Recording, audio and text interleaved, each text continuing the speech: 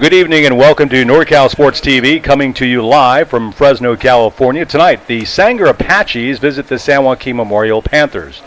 Hello everyone, I'm Mark Espinoza along with my partner Sean Soares, and we have two good teams, very good teams in fact. Let's start off with the Sanger Apaches. They are the visiting team.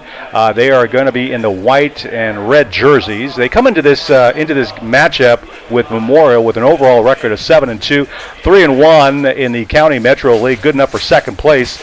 And they have a good team here, although they lost to Edison on October 19th. By a score of 43-21, but they're looking to get back on track tonight against the Panthers. For the home team, San Joaquin Memorial Panthers, they are coached by Anthony Gostin. They come into this game an undefeated team, 9-0, and in the league, County Metro League, they are also undefeated, good enough for first place. They have beaten some good teams over the last 3 weeks, starting off with their last game. They beat Madera 55-13 on October 19th. So we have a pretty good matchup here. And by the way, the Sanger Apaches are coached by Jorge Pena. Sean, we have a pretty good matchup tonight. Two teams that are going to be playing for a championship, actually. What can you tell us about some of the key players to watch tonight? You know, when I talked to the coach from one of the coaches from Memorial, and I asked him, "Hey, who's a key player to watch?" And he said, "Well, which one?" And when we finally talked about it, he didn't have one player to say. Every single person on that offense, he even called out the O-line as a tremendous offensive line. And, you know, when you have an offensive line and that's where it starts, you have a quarterback that could put up big numbers. And I guess he's going tonight, he's going for 10,000 career yards. Wow. And he's at 97 touchdowns already. Unbelievable. And when you're throwing to targets, you know, that are, 6'2", and you get a running back that's 5'10", these guys go get the ball. And we have, just to name a few, we got a Bulldog, going to be a Fresno State Bulldog. Someone's going to Iowa State. And that's going to be Glass, Iowa State. And then Jalen McMillan, he's off the charts right now. One of the top guys in the country at receiver.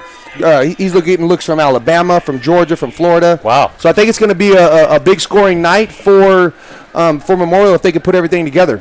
Well, they average about 45 points a game, and they are led by their star quarterback, Alex Trujillo. A very efficient passer that he is. 77% of his passes are completed. That's outstanding, with a quarterback rating of 144.6. So he's got 31 passing TDs so far this season, and he's going to go against a really tough Sanger team. Absolutely, and that air raid offense is what he said. And then he said, when you have the offensive line that can block the way they do, you could sprinkle in the run for big plays. I'm really excited to watch this game. Yeah, it should be a heck of a match. Now, here's what's at stake tonight. For Sanger, the visitors, they can win a share of the County Metro League championship by beating San Joaquin Memorial tonight.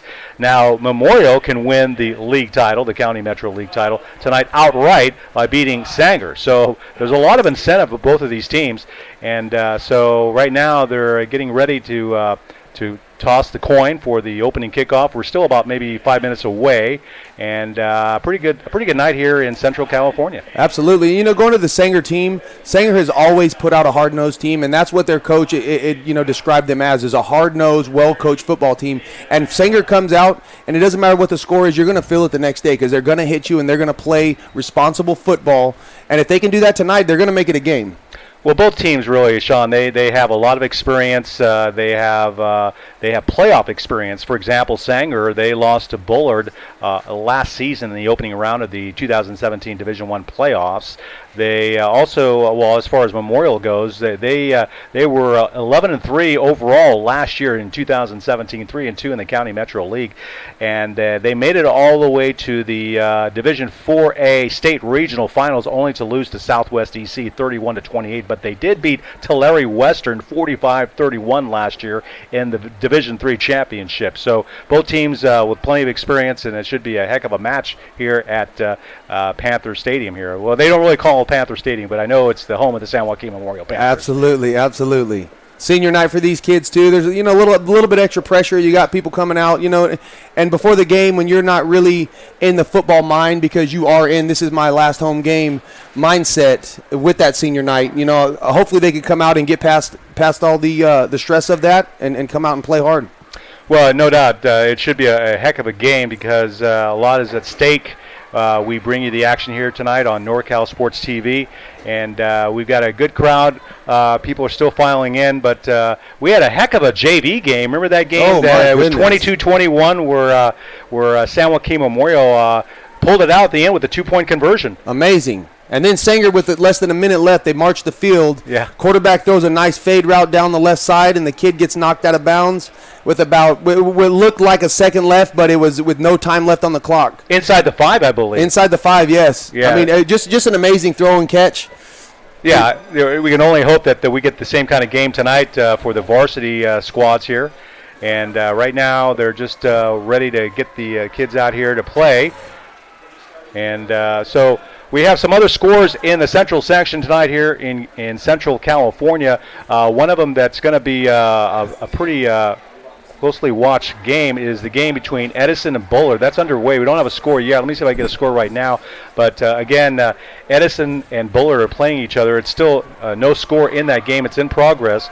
And the reason why I mentioned Edison and Bullard is because there's a scenario here where if, depending on who wins tonight, then there's going to be some high drama in the County Metro League. For example, again, Memorial can win the title outright by beating Sanger tonight, but a loss to the Apaches will create co-champions with Edison, with Edison also in the mix if that happens. Now, as I mentioned, Edison is playing Bullard tonight at Sunnyside Stadium here in the Fresno area. So here come the Sanger Apaches and their white and red uniforms coming on the field. Nice entrance there with the team flag, the school flag there. And the Panthers now also getting ready to come out of their little blue helmet here on the sidelines. Looks like they got a good chant going. And here they come, the San Joaquin Memorial Panthers onto the field. So we're less than 2 minutes away from the kickoff here between the Sanger Apaches, the visitors, and the home team, San Joaquin Memorial Panthers. Mark Espinoza alongside Sean Soares here. Thank you for joining us here on NorCal Sports TV. And hey, congratulations out to Trent Tompkins too. He threw 10,000 career yards last night in his game, and he now holds the record for the Central Section for 47 touchdowns in the season. He's still got some time left. Yeah, that's impressive. That's like historical, actually. Absolutely. And you know what's kind of funny though? Alec Trujillo doesn't get the same credit as Trent Tompkins does, but he's going for 10,000 career yards tonight too, and that's something that is just amazing for a high school kid to do. To be on varsity for that many years and be successful for that many years. I mean, kudos to both of these kids. They're representing their teams very well. So it's going to be that high-powered Panther offense against the Sanger defense, and so as I mentioned earlier, Memorial is averaging about 45 points a game this season. So they're really just a red-hot offensive juggernaut led by quarterback Alec Trujillo. And they do have some great wide receivers. We mentioned Joshua Kelly. He's one of the leading receivers for this team, 30 receptions. The leader as far as yards is Jalen McMillan. He's got 921 yards coming into this ball game as they line it up here now. The kickoff, it looks like Sanger won the toss, so the Panthers will be kicking off from their 40-yard line here to start the first quarter. Thank you for joining us, and here we go, folks, as we await the opening kickoff here for this ball game here at Memorial Stadium. So here is the kickoff. And it's kind of a short kick, taken at about the 15-yard line. And the runner gets all the way up to about the 23-yard line. It'll be first down and 10 for the Sanger Apaches. I'm excited to see you got some kids going both ways as well from San Joaquin Memorial, and to see how that plays out. Yeah, it's going to be that just really is amazing. It's amazing to me how some of these kids can play two-way. It's such a brutal game, and then you play both offensive, defense. That's a long time out on the field there. Absolutely. All right, so the ball is placed at the 29-yard line. First down and 10 for the Sanger Apaches. We have under center the quarterback. He tosses it into the running back in the backfield. He gets all the way to about the 31-yard line before he's pulled down. And on the carry, that was number 30 for Sanger. That's David Ayala. So he carries it out. That's a great job on the defense right there, stringing it out, making that running back go to the sidelines and making an angle tackle. So the ball now is at the, looks like the 34-yard line. It's going to be 2nd down and 5, just underway here in the first quarter. No score. Sanger with the football, 2nd down and 5.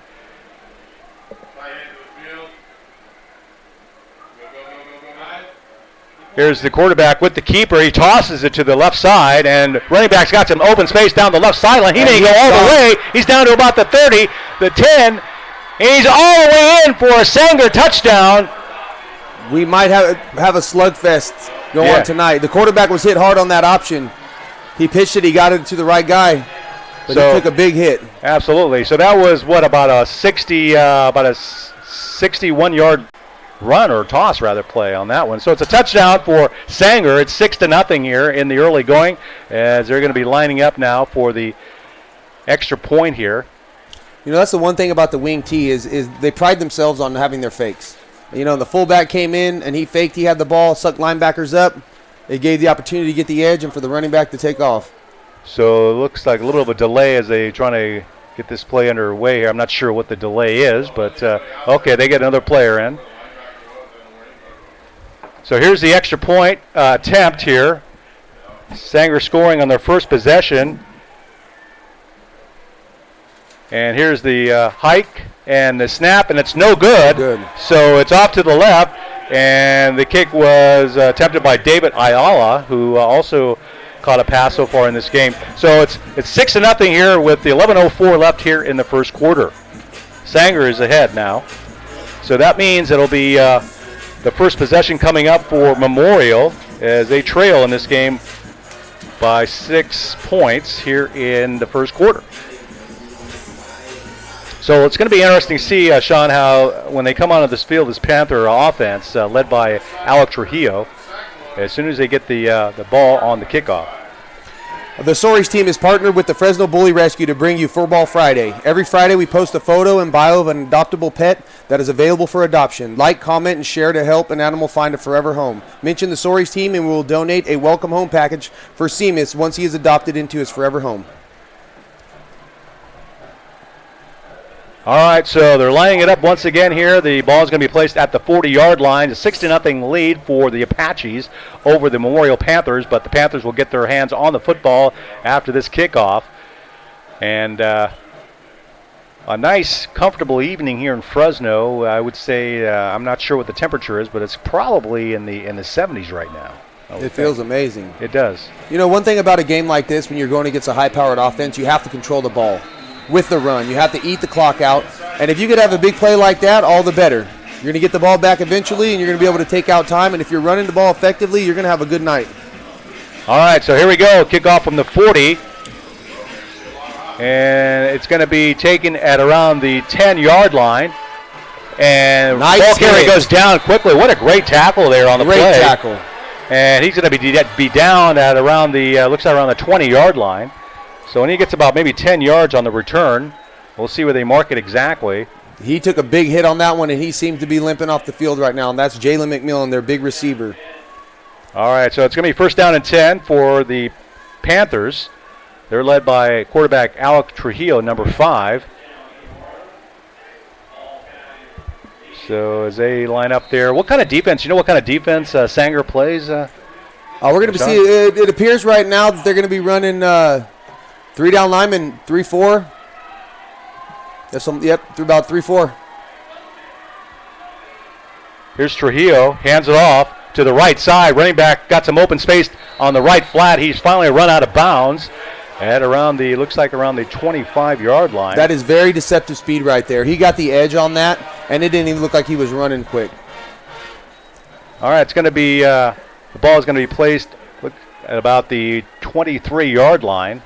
Going to be 2nd down and 7. 10:53 and counting here in the first quarter. 6-0 lead.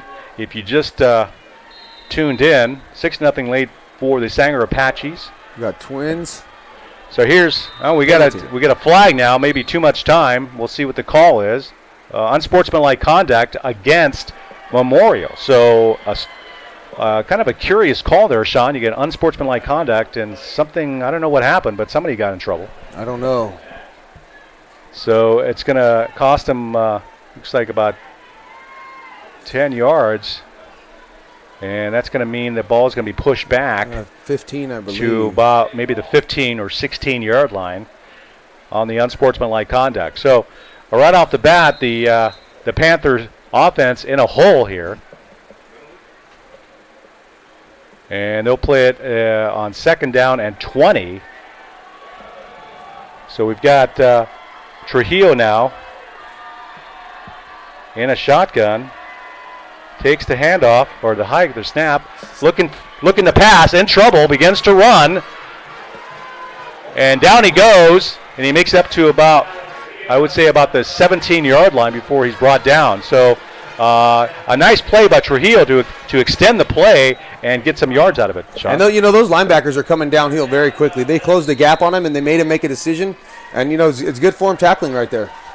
All right, it's going to be 3rd down and 12. So. He made 8 yards on that run, Trujillo. So it's going to be 3rd down and 12 at the 18-yard line. Here's Trujillo with 2 backs in the backfield alongside. 2 receivers to the right. Here's the snap. He goes, looks to pass. Looking deep, throws in the middle, complete.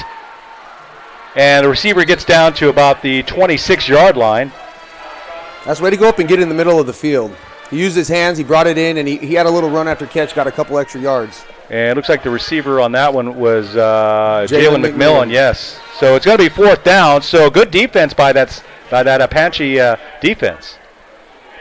So it's going to bring up 4th down. They're going to be fundamental. That's what they're going to do tonight.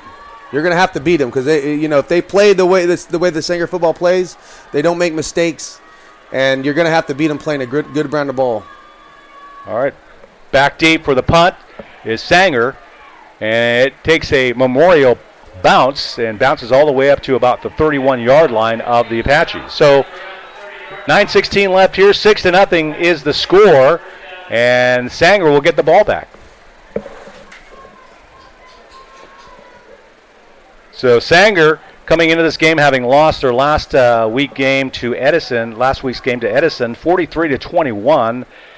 They also, prior to that, they beat Madera South 63-19 on October 12th, and then they also beat, before that, Sanger. Sanger beat Bullard, actually, 38-36 on October 5th. Wow. Here they are, 1st down and 10 now at the 31. Here's the handoff up to about the 38 or 39-yard line, and so a nice little run there on 1st down. That's the wing T form of a counter. That play, it can hit big, just depending on when the defense starts to flow and who they're trying to really stop.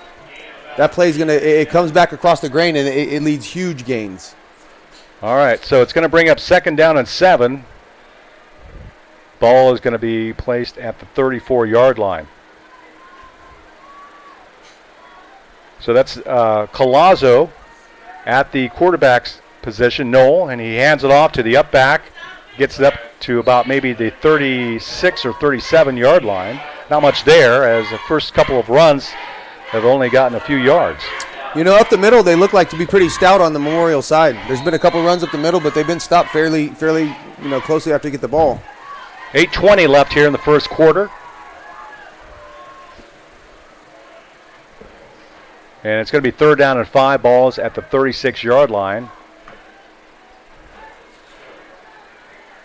Noel Collazo, the junior quarterback, 6'4", 170, gets the snap, hands it off to the left side to the running back. That is Kosi Angina, I believe how you pronounce that name. And he gets it up to about the 40-yard line. He might have gotten the 1st down. It was very close. It is. So I don't think he got it because he may be about a yard short or a couple of yards short. Yep. So it's going to be 4th down and 2. And the ball at the 39-yard line of Sanger. And the offense is staying on the field. They have a lot of trust in their team. Yeah. Well, they got the lead. Maybe they want to gamble a little bit. Why not? Against an undefeated team. It's early, though. So anything can happen. So a little bit of a sequence here to get things straight here in the huddle. Here we go. This is a big play right here. Here's Collazo now. Under center. Oh, we might have some motion. There was no There's no penalty, though. Apparently, there's going to be a timeout, though. So a little confusion in that offensive huddle for Sanger. I think they might have been trying to draw the defense off sides. When that running back came up and he stopped hard, that looked to be as if somebody jumped. Give us something. Hard count. Yeah, that was a good try if that was the case. I mean, nothing like trying some unexpected stuff here to shock a undefeated team.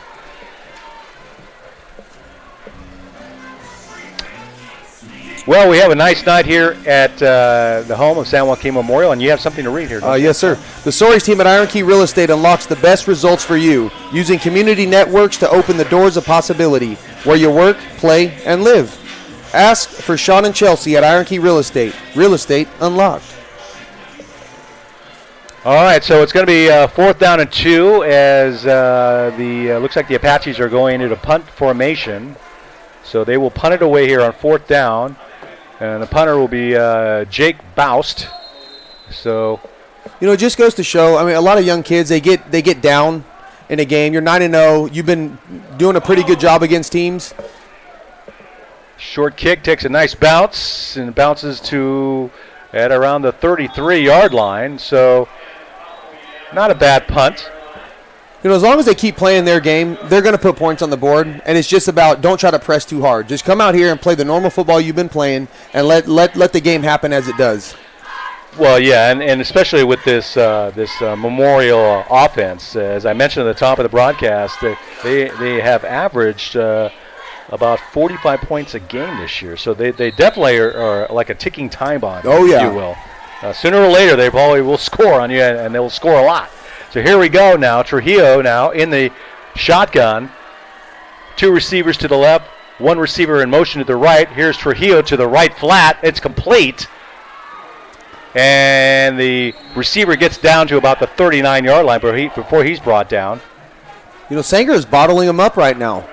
They're coming out there. There's 2 people on that tackle. I mean, gang tackling is the way to go. Right.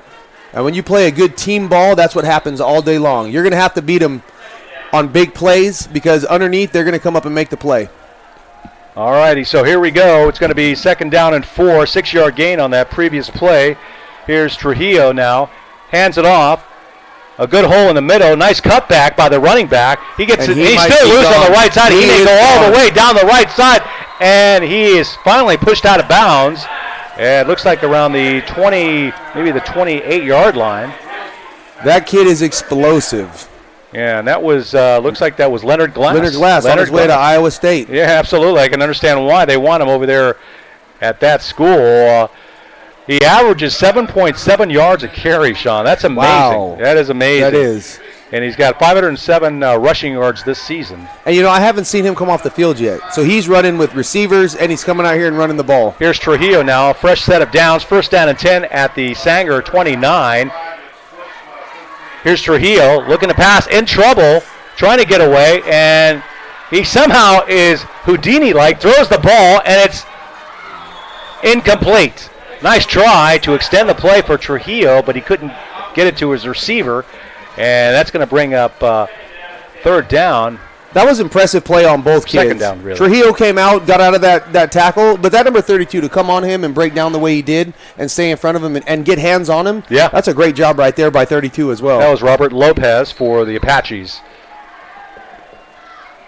All right, now it's going to be 2nd down and 10 now on that incomplete pass. You've got Leonard Glass in the backfield. So look out for him. Here's Trujillo in the shotgun, looking to pass to Glass. Glass in the open field, dodges one player, trying to get away, and can't. And he's finally brought down at around the 30. So some good containment by that Apache defense, Very Sean. good. And they just keep showing that they can do that play and play out. And that play was made by Damian Duarte on that play, the defensive player there. And when young kids, they want to make a big play, they want to make a lot of movements, but against a team who is pursuing like they are, the best medicine sometimes is to put your shoulder down and get as many yards as you can right now. All right, it's going to be 3rd down and 9, so only a 1-yard gain on that last play to Glass. Ball's at the 29-yard line. 3 receivers to the right, 1 to the left. Here's Trujillo calling out the play. Back to pass. And he's in trouble once again. Gets away. And he decides to run it. He's down to about looks like around the 15-yard line. For the first down. Good play by Trujillo, improvising there on that play for another first down. I really like his pocket presence. He moves up in the pocket, he steps up, and he moves out when he needs to. He's got a lot of poise in the pocket. Absolutely. He's he's a senior, so he's been around. He knows what he's doing. Absolutely. You don't get close to 10,000 yards not. Yeah, that's why he's going to Iowa State. So here we go on first down and 10 for a set of downs. Ball at the 17-yard line. 4:25 left here in the first quarter. 6-0. Sanger ahead, but Memorial is threatening. Here's Trujillo looking to pass. Again in trouble. Gets away. Completes it. And the receiver goes out of bounds. It looks like around the maybe the 11 or 10-yard line thereabouts. So we'll see where they mark it. This offense looks to be heating up. The moves that they're making, they have nice cuts. There's people open on quite a few plays. I think Sanger's just trying to contain them right now, but you're getting close to the end zone, and that's not necessarily going to work. So Anthony Gostin, the coach for the Panthers, calling out the play now. And so they got two receivers to the right, two to the left. Here's Trujillo calling out the play. Second down and 5. Oh, there's a bad snap. Trujillo improvises, completes it, and somehow gets something out of nothing. I believe that one was an incomplete. Oh, incomplete. I'm sorry. Okay, third down and 5 then. So nice try. And ball is going to be now, it looks like, around the 12-yard line. That just shows his quick feet. The ball goes on the ground. He gets it. He steps up in the pocket and still makes something happen. All right. Make it third down and 5. Ball is at the 13 of Sanger. So a good opportunity now for the Panthers to get on the scoreboard. Here's Trujillo looking to the end zone. And it's intercepted by Sanger to the 15. He's still on his feet. Down to the 20-yard line, and the interception goes to number 30. That's David Ayala, who's having a good first quarter, and he comes away with the pick. Great tackle by Joshua Kelly. He knew they had to be stopped on that point right there. And he came in and he made the tackle. That was a good job. Good hustle. So the interception for Sanger, and that tough defense, as we mentioned, for Sanger here in the early going of this ball game is paying big dividends for this Apache squad. Absolutely. They've come to play. Absolutely. So here we go with 3:55 left here in the first quarter. Now it's Sanger football. They lead 6-0. Thank you for joining us on NorCal Sports TV. Here's the snap. Collazo. And he's tackled, trying to run with the ball on it looks like a design sweep, but it doesn't go anywhere as the Panthers just snip it out and stop it. With another big hit on the quarterback. Yeah, you don't want to get your quarterback hit too many times. No. In a football game. So it's going to be second down and 10. Ball's at the 9-yard line. Looks like he actually lost yardage. He lost 8 yards on that play. So a big loss now for Sanger as they try to take advantage of that turnover by Memorial now. Second down and 18. Here's Collazo under center. Man in motion in the backfield. He's back to pass. Up the middle, and it's incomplete. He looks like he threw behind the receiver. The intended target was number 23, Damian Duarte, the 5'10 senior, but couldn't connect. If that throws on point, that might be a big play right there. Yeah. Although it looks like Collazo had to kind of thread the needle a little bit. Yeah, absolutely. He was like double coverage, Absolutely. and there was kind of a lot of traffic in the middle of the field. Oh, yeah. So they knew what was going on, this Panther squad, but Collazo couldn't connect. So it's going to be third down and 18. So far, this Panther defense is returning the favor. And that's what championship teams do. It doesn't matter what the other side of the ball is doing. You come out and do your job. Here's Collazo now in the shotgun. Back to pass, looking to pass. He throws, complete. Nice straight arm to get the tackle to the 20 again. And down to the 20-yard line. So a nice little throw, but it's not going to be enough for a first down. The receiver was Jake Baust, but it's going to be fourth down, and then now the Apaches will have to punt. So a nice tight game so far, only a 6-0 score. Both teams highly touted coming into tonight's ball game. The Apaches now have to punt. That's going to be Jake Bouse doing the honors of punting. Memorial's playing the field position game right now. Each time they get the ball back, they have a shorter and shorter field, and it's just a matter of time before they score. Yeah, they should get good field position now. Number 4 is back to receive this punt for Memorial. Here's the kick. It's got some bounce or height to it. Get the ball. And it's loose. It's taken at around the 28-yard line. Back the other way, near sideline, down the left sideline. He's got some room. He may go all the way, down to the 20, the 15, and it's going to be a touchdown. Memorial on the punt return. What a nice play by the San Joaquin Memorial Panthers on that punt return. Excellent special teams play there. And they get on the scoreboard. It's 6-6 now. A tie game as they will try now for an extra point. I'm excited to see what he's going to do next year for Fresno State. That was a big play right there. And that was to, was that to Mahoney? Joshua Kelly. Okay, Joshua Kelly. So Joshua Kelly now on that play for the touchdown. So Joshua Kelly on the punt return for a touchdown. And the officials are talking about something. There was something that happened down here. We got Sanger coming out to about where the scuffle was on the field. So there was a little bit. There is a flag down now that I see it. Okay. So it might be an unsportsmanlike conduct? It is a touchdown. Okay. So they're going to count it. And so it does count. So it's 6-6 now as the Panthers score on that touchdown on a punt return by Joshua Kelly. So about 70 yards. 70 yards. That was a good play. So some big plays so far in this ballgame, Sean. We had that 61-yard toss run for Sanger in the first part of this first quarter, for a 6-0 lead. Now we had a Joshua Kelly punt return for a touchdown for 70 yards to tie the score. So now the Panthers line up for the extra point try. Number 15 will be the kicker on this. That's Matt Delana. Any relation to Pete Delana? That's what I'm thinking. I think so. The famous baseball family here in Fresno. Oh, yeah. Absolutely. Great player at Fresno City and then went on from there. Absolutely. He's actually my coach. Oh, okay. Yeah, when I was a freshman in high school. Nice. Here's the snap. The kick is up.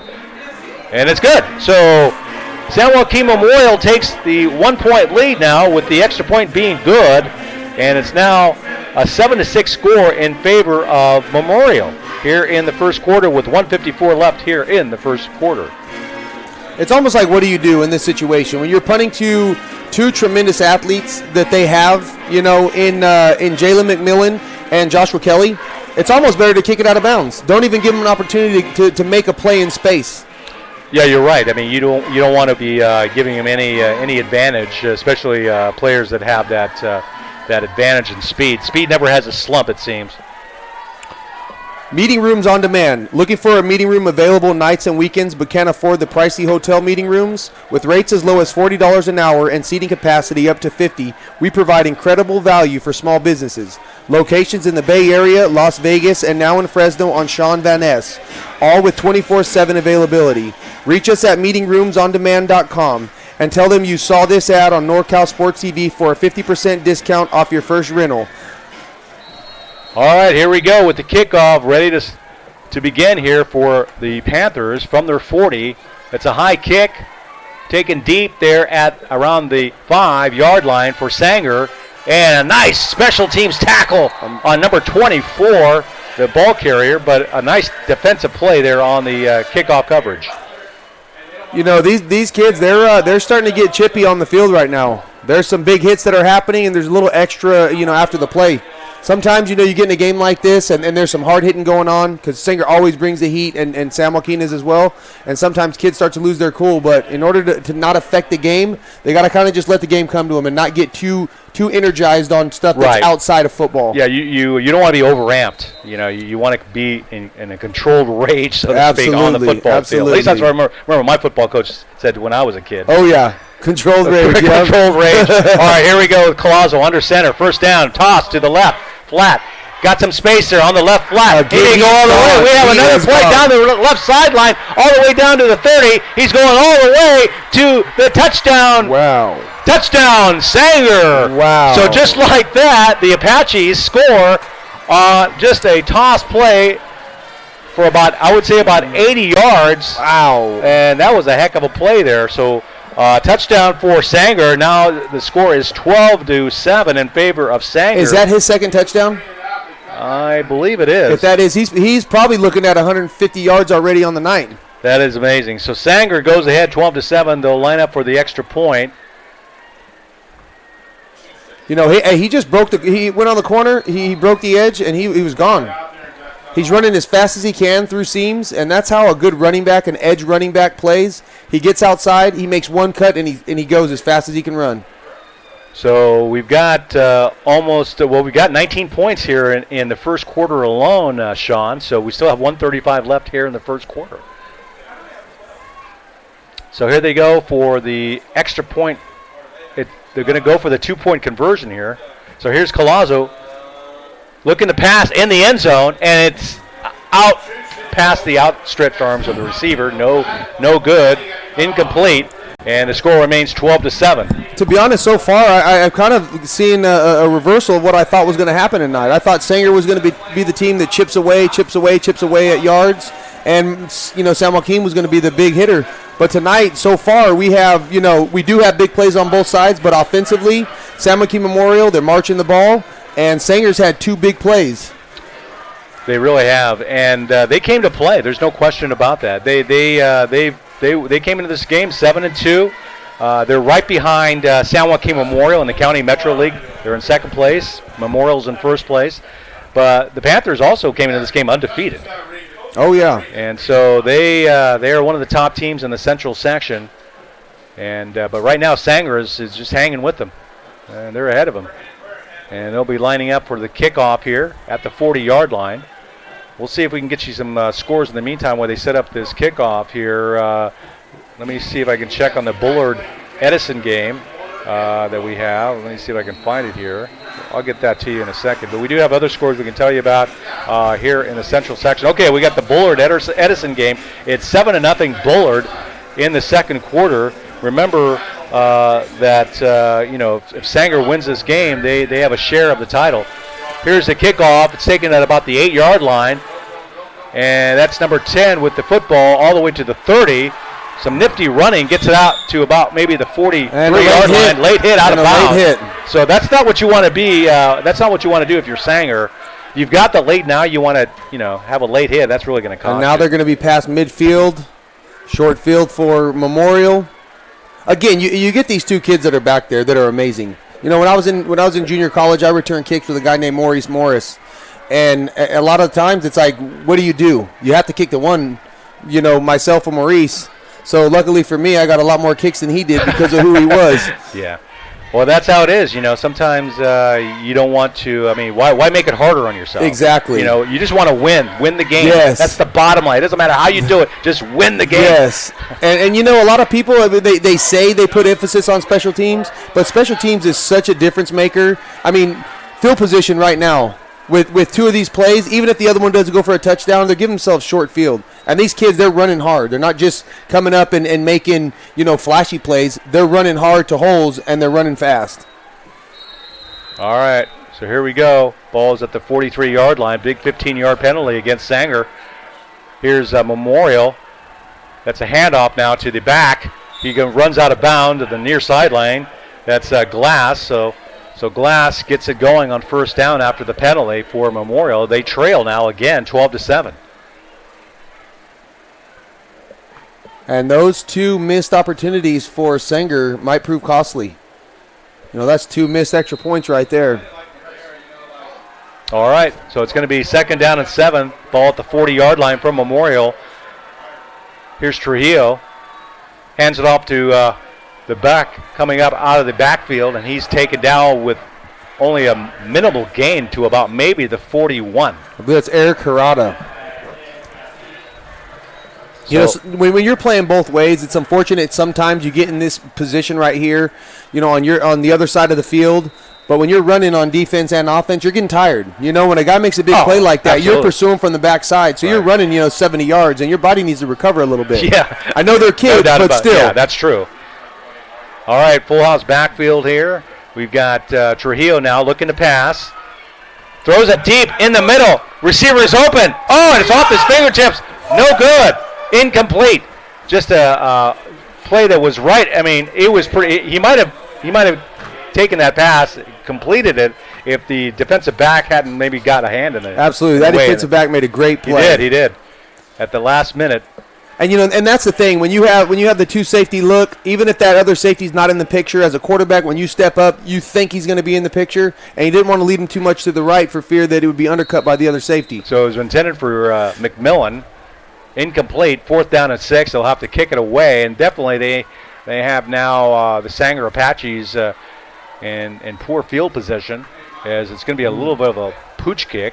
It's high. It's up.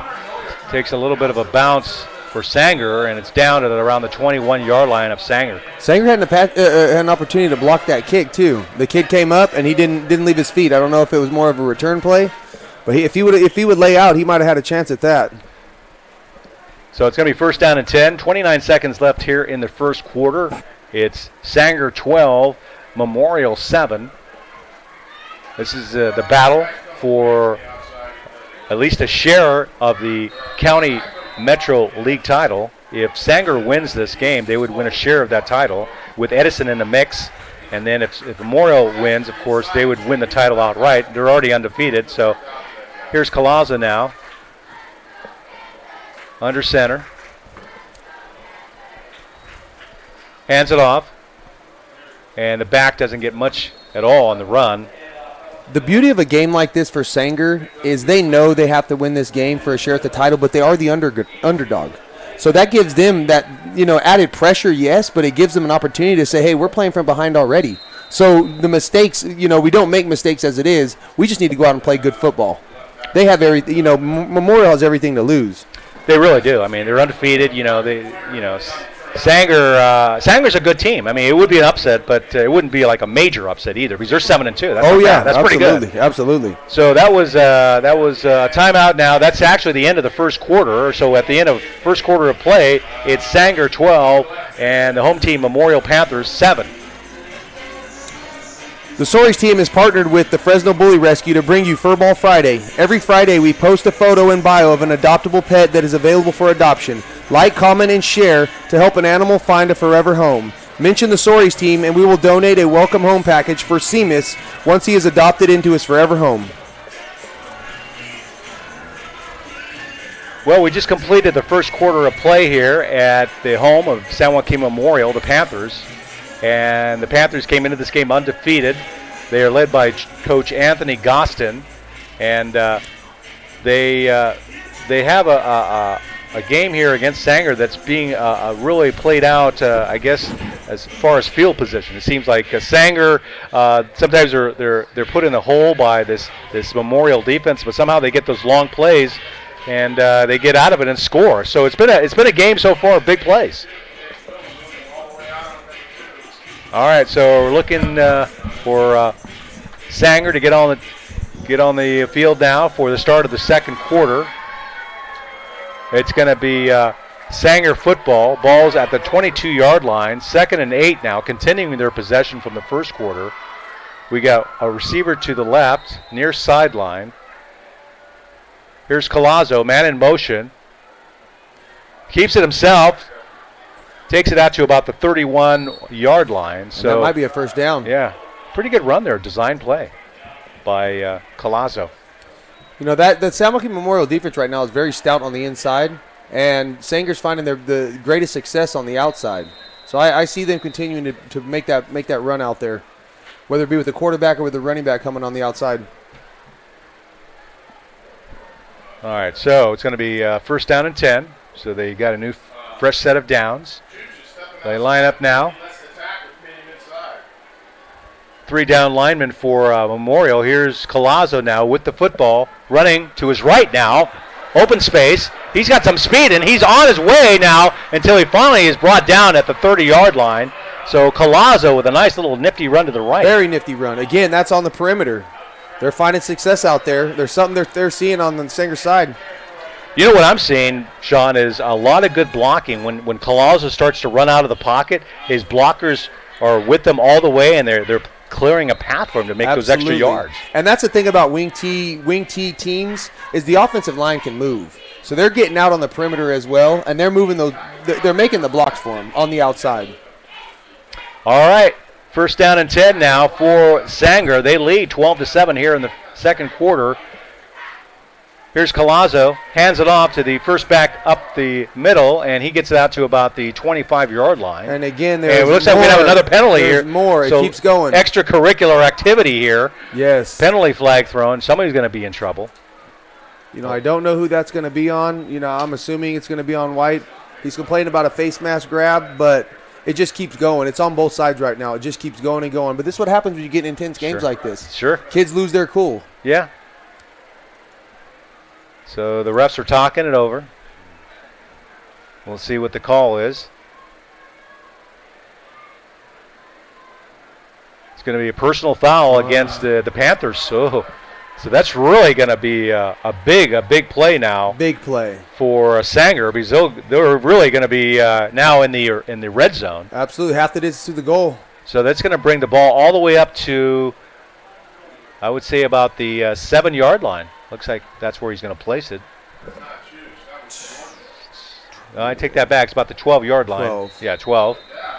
So make it the 12-yard line. I think right now that they're down, which is not a big deal for a team like this, but I think that the pressure of that starts to get to kids, and they're trying to do too much. They just need to settle down and play their brand of football. Second down and 10. Collazo hands it off. Up the middle, all the way, short of the touchdown, short of the goal line, but it's pretty close now. See, we talked about that using that outside run, running on the perimeter, and what that does is it gets a defensive mindset saying we have to pursue now to the outside because they keep making big plays, and then it starts to open up this wing T gut type play. Yeah, that's really a really good game plan by Coach Jorge Pena. For the Apaches. So he's really got the Panther defense a little bit, back on their heels, so to speak. Here's Collazo now. Hands it off, up the middle. And there's good drive, and the line looks is like behind. He's in. The scrum pushed him in. Looking for the call. And it's a touchdown. Touchdown, Apaches. So the Apaches score again here in the first part of the second quarter. They lead now by a score of 18-7 over the Panthers. That was a great team score. The running back is driving his legs. The lineman came in behind. I think even the quarterback got in to help push that pile forward, which in rugby we call a scrum. Right. Which you can move very, very far if you do a scrum correctly. That's true. And, one of their coaches, their early coaches, is actually one of the best rugby players to ever play in this town, and a Fresno City guy, singer guy, Pete Hingano. And it looks like that they might be practicing some rugby scrums at football. Kick is up. And it's good. David Ayala with the extra point. That's going to make it a score of 19-7 in favor of Sanger. And they have now a 12-point lead over the undefeated Panthers here at their home park. So that's something to think about here going forward. The Soaries team at Iron Key Real Estate unlocks the best results for you, using community networks to open the doors of possibility, where you work, play, and live. Ask for Sean and Chelsea at Iron Key Real Estate. Real estate unlocked. So, with 9:46 left here in the first half, you've got kind of a surprising story here, Sean. You've got the undefeated Panthers who just beat Madera last week and just demolished them 55-13, and now they trail the Sanger Apaches. Now, the Sanger Apaches, they're not any chopped liver, and they're a good team. But it is a little bit of a surprise that they're trailing here. Absolutely, by 2 scores. So we'll see how they answer here in the second quarter. Those are 2 quick scores now. So Sanger has scored back-to-back and back-to-back possessions. Here, a short kick. With a fair catch. All right. And the way their defense is playing right now, that is a very smart play. The one touchdown they have on you is from a return. Pooch it, let them fair catch it. Don't give it to their horses to run all over you. That's good. That's good coaching right there. It really is. And so right now they've got it. They got it going on offense. They've got it going on defense, special teams. So you got to really give a lot of credit to Coach Jorge Pena of the Sanger Apaches. But we'll see what Coach Anthony Gostin has in store for this Panther offense to try to score here, try to cut the deficit here, if you will.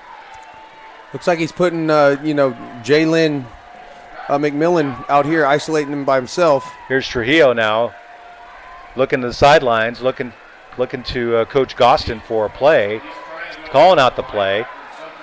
Receiver to the left, two receivers to the left. Here's a handoff to the left side, left flat to about the 35-yard line, taken down hard. Sanger will hit you every day of the week. Yeah, twice on Sunday. They want to hit. They don't call them Sanger bangers for nothing. Well, that's what you got to love about this Apache team, and they have a lot of heart, and that's the way the game is supposed to be played. Hard and rough, and impose your will on the other team. Absolutely. So that was number 21 on the carry. That last play. That was. Let me see. I'm trying to look for 21 here. Here's a pass by Trujillo to the left flat, complete to the 40, to the 45, all the way up to about the 49-yard line. So a nice little play by Trujillo now to get the pass out into the open field. So the ball now is going to be placed at around the 47-yard line. First down and 10 now for Memorial. It was kind of like a going back in time, looking at this Sanger team, because it is a very similar team that has always been on the field for Sanger. They have the same type of offense. They have the same type of hard-nosed defense. Here's a handoff now to the up back here. Gets it up to about the 50, still on his feet, and falls down around the 49-yard line of Sanger. And, this is what they need to do, sustain drives. And when you're used to putting up 45 points in a game, you sometimes have to go back to just fundamental football. Just chunking yards out until the big play hits, and not necessarily trying to force a big play, just letting the big play happen when it does. All right, it's going to bring up second down and 5. Clock running, 8:19 left here in the first half. So Memorial now trying to get back on the scoreboard, trail by 12. Here's Trujillo looking to pass. Passes deep. Receiver had it in his hands and dropped it. So a nice pass by Trujillo. Tremendous pass. And the receiver, I don't know what happened, but he had it in his hands and dropped it. I mean, he couldn't throw the ball any better than that, Sean. No. I don't know what happened there. He had it. He didn't bring it into his body, but he caught it with his hands. Yeah, he had it when he hit the ground. It came loose. Yeah, intended for Leonard Glass. So it's going to bring up third down and 5. And so now it's definitely a passing down, no doubt about it. 8:08 left here in the first half. Two receivers to the right, two to the left. Here's the quarterback in the shotgun. Give it to Glass. Glass on the left sideline. There's going to be a flag. Might be holding or clipping. There was two of them on him, so I'm not 100% sure. Usually you won't see a hold if there's two people on him. But there it is. Holding, yeah. It is. So that's going to set back the Panthers. They have a nice. You shouldn't hold on a double team. That should never be the case. You got two people on one guy. That should never happen. Well, they had a nice drive going, but that's been a bit of a setback there on the hold. And we kind of mentioned this early in the game. Sanger plays that brand of ball is like no mistakes. Very limited mistakes, and they're winning that game right now, the mistake game. We already have a personal foul on them, and now a holding call that's killing a big drive right now, because now instead of a first down or third and short, now you're looking at third and very long. Yeah, third and 15, ball at the 43-yard line for Memorial. Here's Trujillo looking to pass, in trouble, decides to run, got plenty of room there to run, and gets it down. Yeah, he does get the first down. He's deceptively quick. He really is.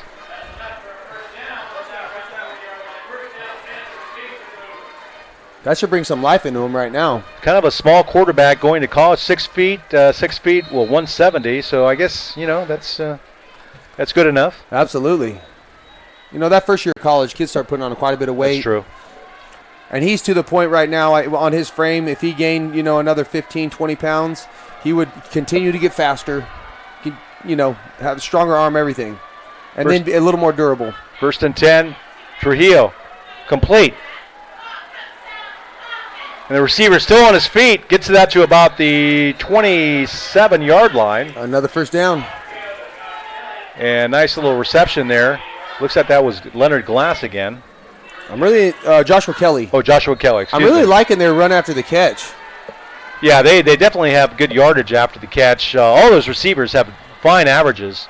Here's a little speed around the corner there, all the way to the right flat. Out of bounds is Glass, but he picks up some good yardage on the near sideline. And it's going to be a first down. You know what I notice a lot with young runners is they don't always see the cutback. They see the outside, and that's very enticing. Right. But the closer you get to the biggest man on the field, the sidelines, you're running out of real estate. So sometimes it's better to just put a hard foot in the ground and cut it up. All right, first down and 10 now. 6:40 and counting here in the first half. Memorial now with a real threat here in the red zone. Here's Trujillo, hands off to Glass. Glass gets it up to maybe, and he gets up to about maybe the 15 or 16-yard line. And having a little trouble getting up, but I guess he's all right. He's been taking a pounding, but he's been really effective, though. He really has. And he's the type of player that the other team will definitely focus in on every time he touches the ball. So he's going to be looked at on the sideline there. They've been having sustained drives, though. Memorial really has. Yeah, they really have. Then they have these mistakes. Exactly. They had that interception, remember, deep in Sanger territory. That kind of screwed them up there. And then now they're here, second down and 9 now. Here's Trujillo to the left flat. Wow. And immediately is tackled. Wow, what a great play there by number 6 for Sanger. That looks like Kosi and Gina. That's the kid that's had the 2 big touchdowns, too. And he's on defense. Yeah. Absolutely. That is the one thing I do appreciate about these young kids. It's like they're in shape enough to go out. They understand their craft and what they have to do to help their team be successful. And he has 2 big plays, and he's still breaking on the ball, making big hits like that to help his team on defense. Yeah, he had that sniffed out from the get-go. Oh, absolutely. I mean, he and that was a great open field tackle. Absolutely. I mean, if he didn't make that tackle, that might have been a touchdown. That might have been. All right, here we go. Third down and 10 now. Key play now with just almost 5 minutes left to play in the first half. Here's Memorial now. Here's Trujillo looking to pass on 3rd and 5. Going to the end zone. Just outside the end zone, and it's complete. It's a catch. Wow, that's a nice catch. Looks like was that Glass? Did he come back in? I believe that was Jalen McMillan. McMillan, okay, number 2. That was number 2. Yes, Joshua Kelly. There you go. So Kelly with the reception, and what are they checking down here? All right, so it's going to be first down and goal. The ball's at the 6. 4:42 and counting here left in the first half. Sanger leading 19-7, but here come the Panthers. And a handoff to the end zone, and he's in for the touchdown. So a touchdown for the Memorial Panthers, and it's now 19-13 here in the second quarter. Nice running cutback. So a 6-yard touchdown.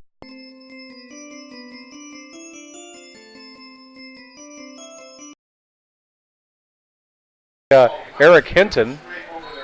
Hirata, that's good. Yes, sir. Okay, Hirata with the touchdown from 6 yards out for the Memorial Panthers, and it's 19-13. Here's the extra point try.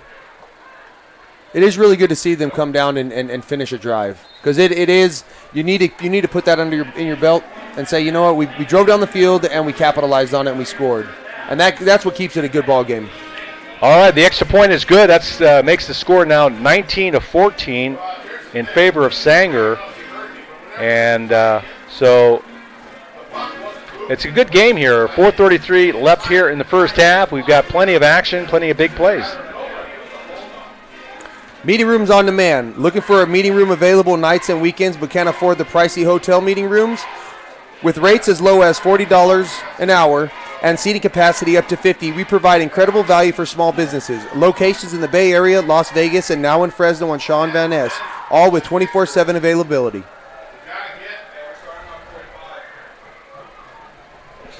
All right, so they line it up now here. 4:33 left here in the first half. Ball is at the 40-yard line. So it's going to be interesting how Sanger responds to this after they scored back-to-back possessions. Now Memorial's on the board. And here's the kickoff and the reception here, and it's all the way up to about the 30-yard line. So a nice little run back to about the 30 for Sanger.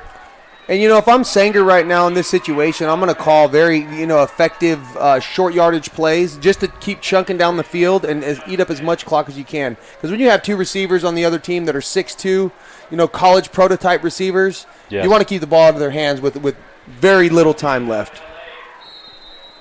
All right, so Sanger now, with their lead now cut down to 5. They had a 12-point lead at one point. Now it's down to 5, and they're looking now to get back some of those points. Here's Collazo now with a handoff up the middle. Doesn't get many yards, maybe about 3. And it's going to be second down and 7. So on the carry for Sanger was number 24. That's Orlando Douglas. Douglas, a 5'8", 160-pound senior for the Apaches. Second down and 8, 4:03 and counting here in the first half. We're looking at the different layers that each team plays on offense. Sanger, the layers go from sideline to sidelines, and the layers from San Joaquin Memorial are more from, line of scrimmage, and beyond. Right. Spreading the defense out as much as they can. Oh. Looks like somebody moved. Yep. Probably illegal procedure. Yeah, somebody moved. Yeah, I believe it was the right tackle. So it's going to be a 5-yard penalty against the Apaches. But it's one of those things, and both teams are finding success in that multiple layer. Sanger's running the ball, pounding the ball up the middle, and then they hit the edge. Right. And they're finding success there. Or they're hitting the edge, and then they're bringing it back in the middle, finding success. Where Memorial, they're bringing the ball, they're dumping it low, middle, deep, and they're finding good success there. If they can capitalize at the end of it. All right, so 3:33 left and counting here in the first half as Sanger lines up now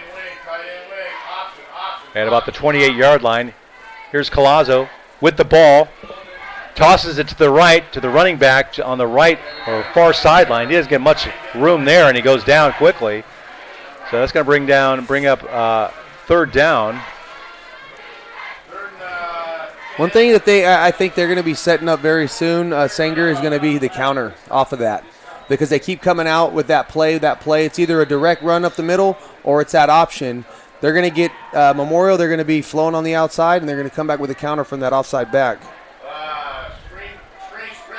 All right, third down and 11, 2:44 left here in the first half. Sanger holding a 19-14 lead.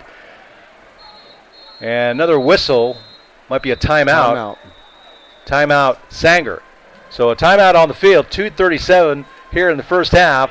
It's the Sanger Apaches leading 19-14 over the home team, San Joaquin Memorial Panthers. You're watching live coverage from Fresno, California on NorCal Sports TV. I'm Mark Espinoza along with Sean Soares.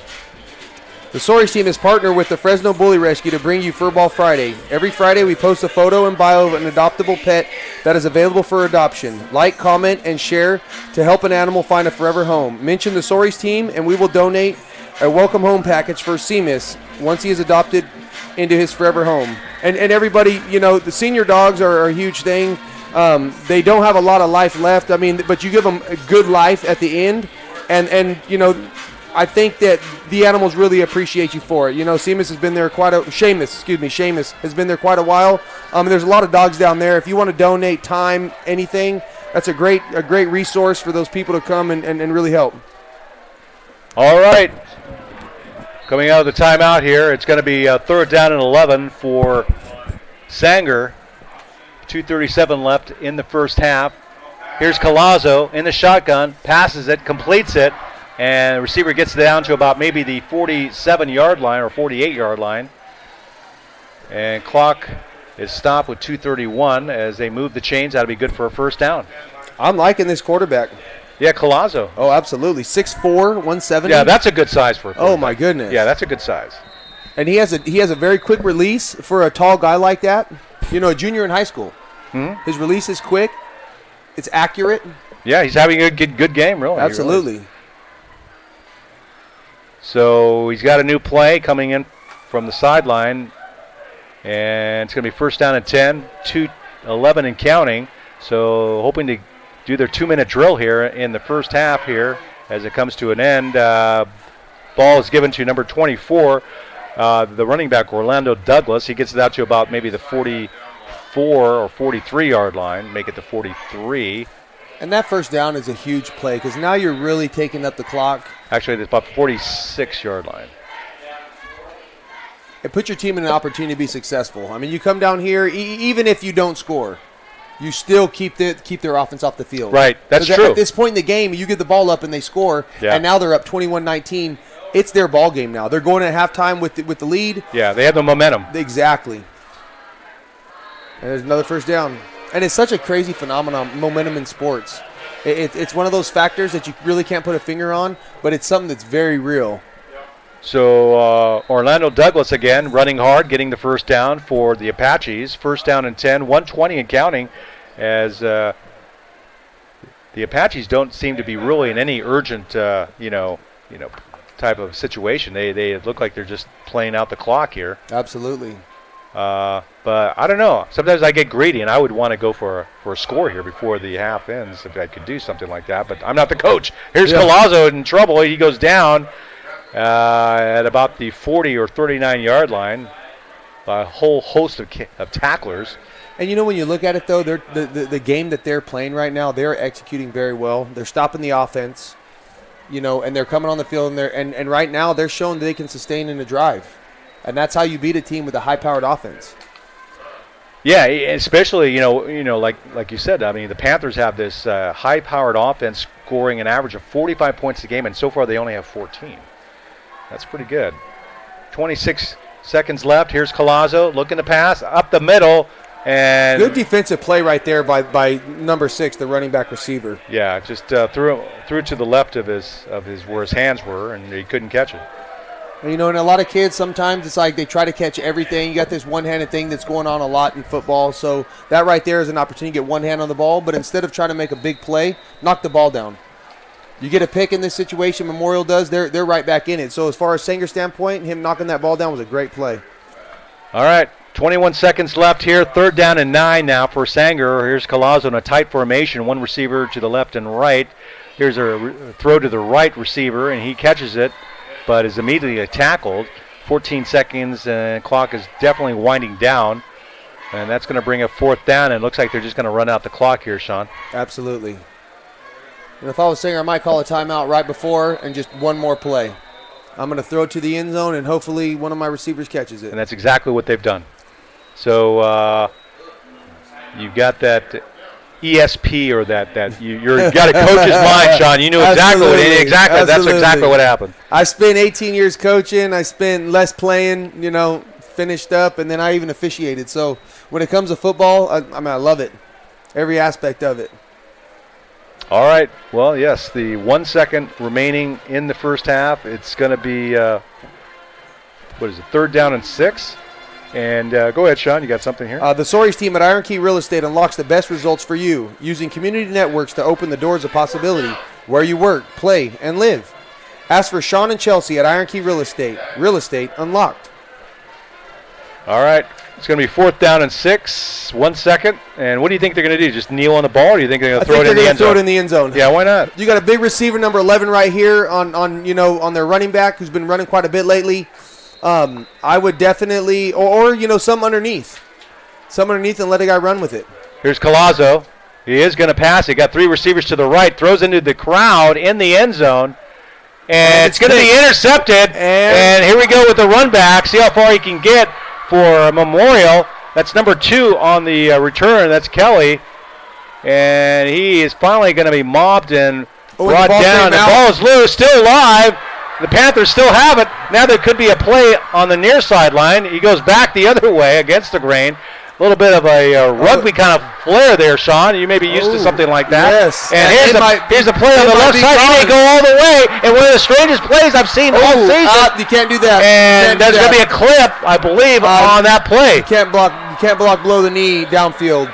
And it's not going to count, even though they're scoring as a touchdown. But we'll see what the call is. And there's another penalty right here. Okay, so this may not count, but we'll see what the call is. A very good thought. But, when those kind of plays happen, potential for injury, especially with young kids, it's there. But, hey, that was exciting to watch right there. And if there wasn't that low block, I don't even know if that block was needed at the end of the play. Referees are huddling together, trying to figure out or sort things out. But, yeah, you could see that low block. Yeah, in the open field, you can't do that at this level. And so what the call is, what they are going to tell the coaches, they're going to talk to Coach Anthony Gostin, or they've already mentioned it to him, I'm sure. So a block below the knees against Memorial, that's going to wipe the touchdown off the scoreboard. And that's going to be the end of the first half, isn't it? He signaled the first down. Now he's running the clock. So that's just going to what's going to happen now? That's what we're trying to figure out here. They're going to put the ball now at the 40-yard line. And this opportunity right here with this quarterback's arm and these receivers, this is in their favor. This is a Memorial, for a big play right here. It can happen. So they're going to get the ball back. I guess Sanger's going to get the ball back. 4th down and 6. They're going to replay it because it was a penalty. Right. So they're just going to replay it. So do you think we'll see the same thing over again? Where they're going to throw it in the end zone, or they? I believe that's what they're going to do. Okay. We'll see. We'll see what happens. I mean, just imagine if there was no penalty. That would have been one of the most unusual plays I've seen in a long time. Where you got an interception in the end zone, he runs it all the way back. Especially at this point in the game, it's halftime, and that's not necessarily an issue to get those points on the board right now. It would be nice, right? But let's see. So it's going to be a penalty against Memorial, and they're getting the ball for one play. And with Kelly and McMillan, I'm gonna wind up and I'm gonna make my best throw. Okay, that makes sense to me now because they intercepted the ball, but then the penalty was after the interception. Yes. All right, so here we go. 4th down and 6 now. Got a prevent. Here's Trujillo. He's going to throw it to the left side. Here's the completion. And up the middle, it looks like he's got some blocks. He's got a fumble now. And they're trying the same thing again. Here's another little toss. Gets away. It's picked up by Sanger with no time left on the clock here in the first half. And the ball carrier finally goes down, and that is the end of the first half of play on a wild, unusual play there.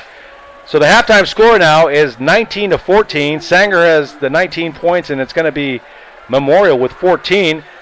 So it's 19-14 at the half here between Sanger and San Joaquin Memorial. We'll be back on NorCal Sports TV after this halftime break.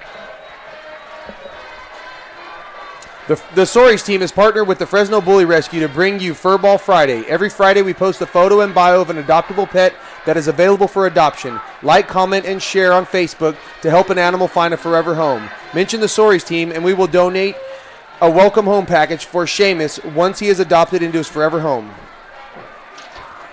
The Soaries team at Iron Key Real Estate unlocks the best results for you, using community networks to open the doors of possibility where you work, play, and live. Ask for Sean and Chelsea at Iron Key Real Estate Unlocked.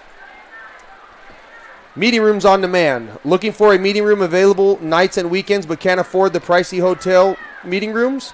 With rates as low as $40 an hour and seating capacity up to 50, we provide incredible value for small businesses. Location in the Bay Area, Las Vegas, and now in Fresno on Sean Van Ness, all with 24/7 availability.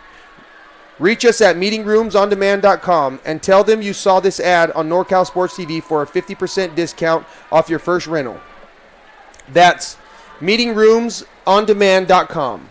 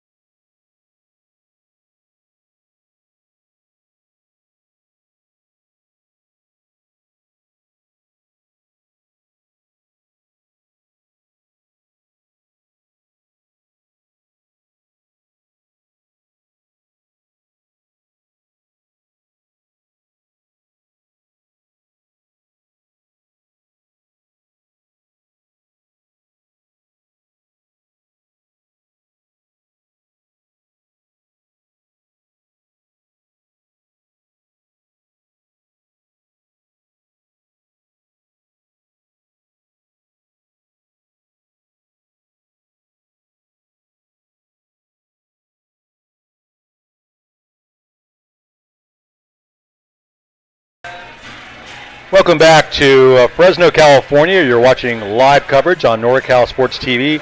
The big game between the Sanger Apaches, the visiting Sanger Apaches, and the home team San Joaquin Memorial Panthers. Our score at halftime is 19-14 in favor of Sanger. And Sean, we had a really exciting and entertaining first half here at San Joaquin Memorial. Absolutely. Both teams they have come to play today.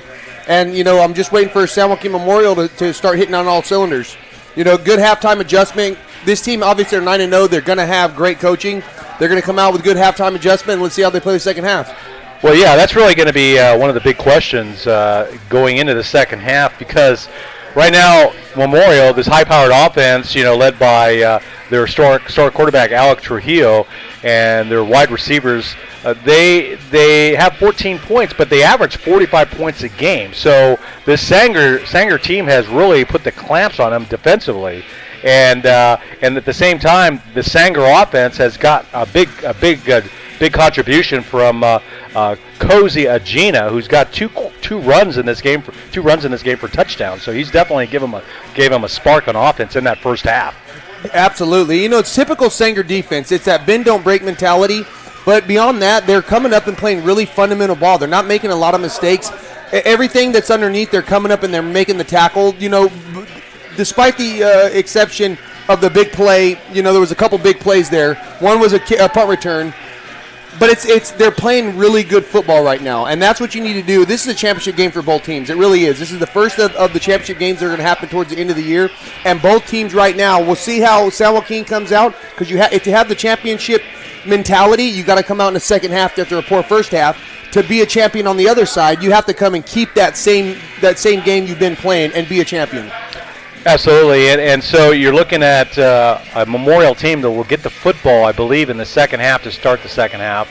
So they will be looking to at least to go ahead in this ballgame if they can. They've never held the lead, and even though they came into this game undefeated. So we'll see how it turns out here as we are just seconds away from starting this third quarter. Now, I'm curious what Sanger's going to do. The last kickoff they had, they pooch kicked it to a nutback, and they fair caught it.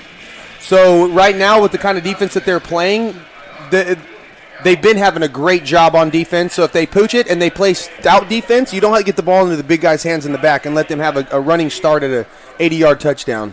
All right, so Sanger's going to kick off to Memorial. Remember, Memorial can win the County Metro League outright, the championship tonight, if they come back and beat Sanger tonight here at the home of the Panthers. And if Sanger wins, right now they're in the lead, 19-14, as we're about to start the third quarter. If Sanger wins, they are in the mix for a share of the title. Right now, Edison, which is another team that's involved in this County Metro League race, they're losing to Bullard 21-7 at half. So here's the kickoff from the 40. It's a little kick here, trying to catch him off guard, but it's quickly recovered there nicely at about the 37-yard line. So it's going to be first down and 10 for Memorial. Very interesting play right there. You had a kid fair catching the ball, and number 7, ran and jumped in front of him to catch it. Yeah. Well, I mean, as long as it goes 10 yards, it's a live ball, so anybody can grab it.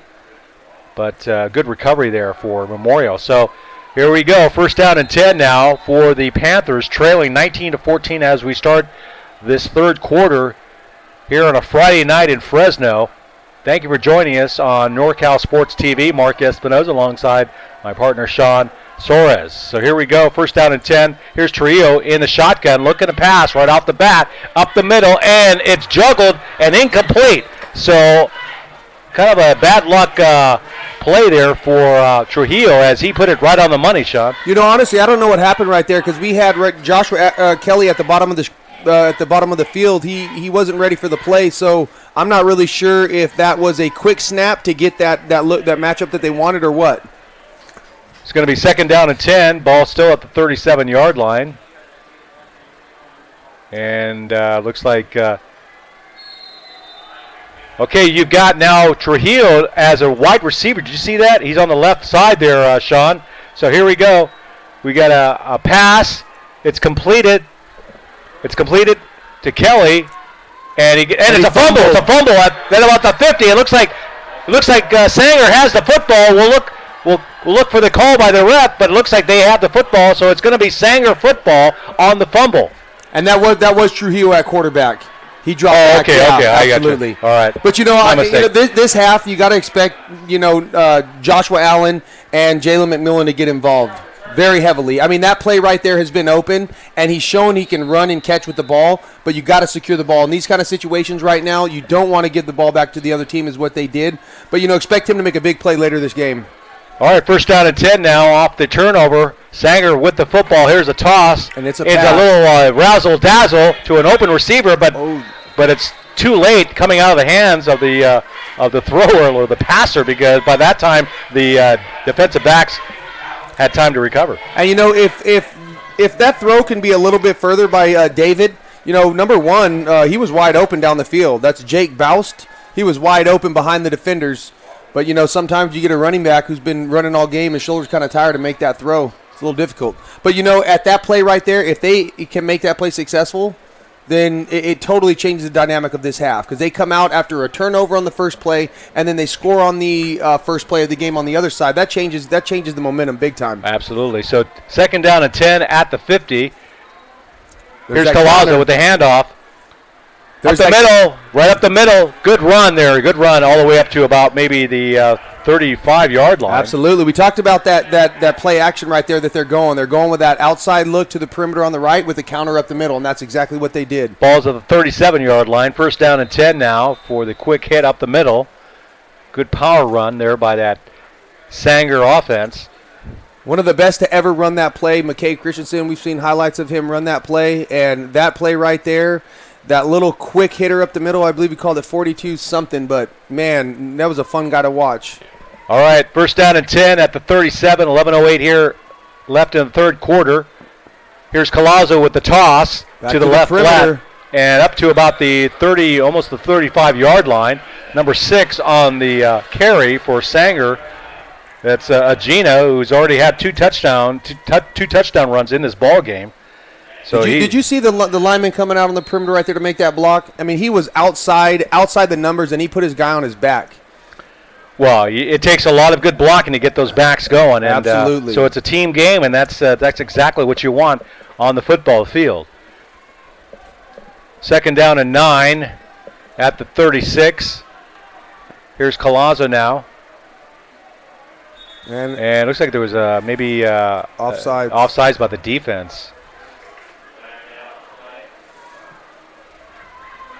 So it is against the Memorial Panthers, so they'll mark off 5 yards.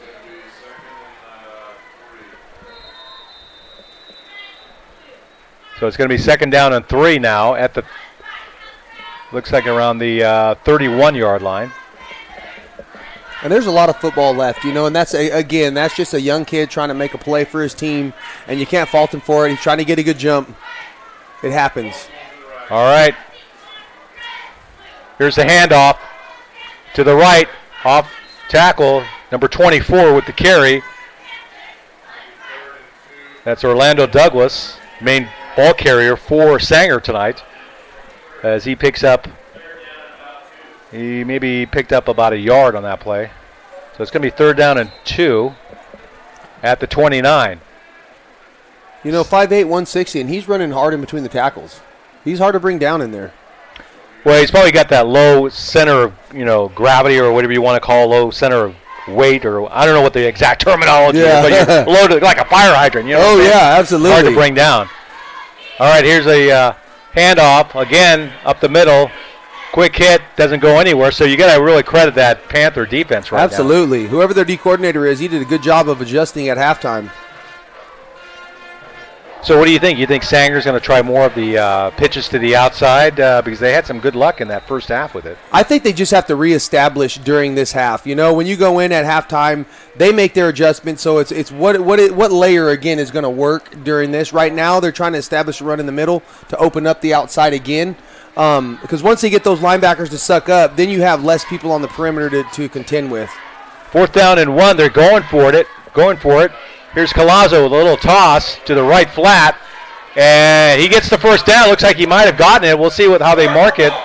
Did he get the first down? No, it doesn't look like he got it. The defender that came up on that was shot out of a No, pistol. he got it. He got it. Did he? So that was number 30 on the carry. That's David Ayala. Oh, no, it's other way. Oh, they stopped him. They stopped him. Okay. I don't know. I saw they changed the down marker, but I thought it was.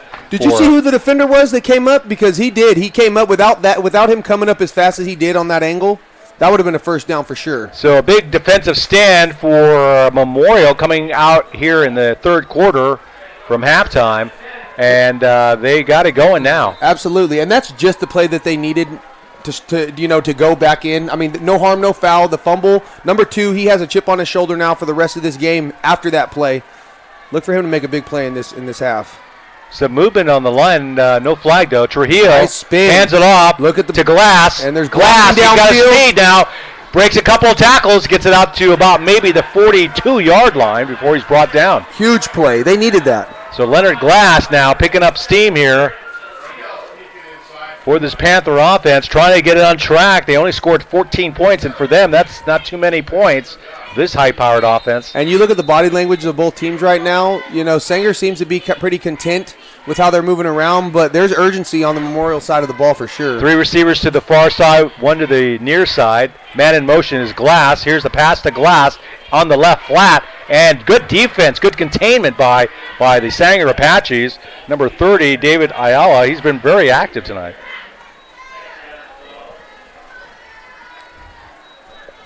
So it's going to bring up second down and 12, so a loss of 2 yards on that play. Ball's at the 45-yard line. So Coach Anthony Gostin calls in the play to the quarterback, Trujillo. Trujillo looking to pass, in trouble, finally lets it go. Man is open, wide open, and catches it. What a wonderful completion to about the 5-yard line. Sensational play. Great throw and catch. So Trujillo makes the long pass and gets it to, that's McMillan with the reception. So McMillan pulling in the catch, and now the Panthers are in business. That was a great throw and catch. Sorry if you didn't see that, but it was a great throw and catch. That looks like the offense we know the Panthers can run. Here's Trujillo keeping it himself, looking for the end zone, and he gets into the end zone. Touchdown, Memorial. Wow. Halftime adjustments were made, and they are working. So a 7-yard touchdown run by Trujillo, and now they go ahead of the Sanger Apaches by a score of 20-19. And that's why with a team like this, with that high-powered offense, you can never sit on them because they always have a way to score. I mean, they have weapons everywhere on the field. The quarterback, 2 receivers, if not more, a running back, they're everywhere. Here's the extra point attempt. The snap is in, and it's up, and it's good. So, with 7:15 left here in the third quarter, the San Joaquin Memorial Panthers take their first lead of the ball game, and then they now lead 21-19 on this Friday night special here on NorCal Sports TV. So they're going to line it up here. So this is going to be a really interesting third quarter, I think, and I'll give you that reason right after this. The Storage team is partnered with the Fresno Bully Rescue to bring you Furball Friday. Every Friday we post a photo and bio of an adoptable pet that is available for adoption. Like, comment, and share on Facebook to help an animal find a forever home. Mention the Storage team and we will donate a welcome home package for Seamus once he is adopted into his forever home. Well, what I was going to say was the fact that, it's going to be interesting now because now you've got Sanger, which was leading all throughout the game up until like about a minute ago after Memorial scored that last touchdown. And so now it's going to be how are they going to react in the adversity they have now? Now they're trailing. So here's the kickoff, and the return is taken up to about maybe the 24-yard line. It's going to be first down and 10 for Sanger. And that is a great, they've been coming downfield on kickoff of Memorial, and they've been making plays on kickoff. They really have. They've stepped up their game. Absolutely. It'd be interesting to have been in that locker room to see what Coach Anthony Gostin said to his team. He thought he was pretty disgusted. And you don't get to 9-0 without having halftime, adjustments. Right. And I'm looking at the coach sitting next to us in the booth, Coach McClure, coach at Fresno City for a long time. He's making adjustments with the offensive line. They have a great coaching staff, and that's what great teams do. They have a great coaching staff that can make those adjustments. Here's a handoff to the near side. Tackled at around the 24-yard line. So on the carry was number 6 for Sanger, and that's Agina once again. So he's been bottled up, though, so far in this second half. Still a ways to go, but right now it's Sanger trailing in this ballgame, 21-19 after they led through most of the ballgame up until about the 7:15 mark of the third quarter after Memorial scored. Absolutely. And, sometimes you have those big hits on the outside like that, and you want to find the outside rather than playing fundamental running back football. And sometimes the play is cut up underneath a little bit more. Here's Collazo. Throws a pass. It's intercepted, and that's going to be a pick 6 all the way. Touchdown, Memorial. And we had talked about him. Oh, and they might get called for a penalty on that with running on the field without your helmet on. Joshua Kelly with the quick pick 6. After that fumble, that first play, sometimes that's all a kid needs. He's like, you know what, I've been pretty silent this game. I haven't made a big play.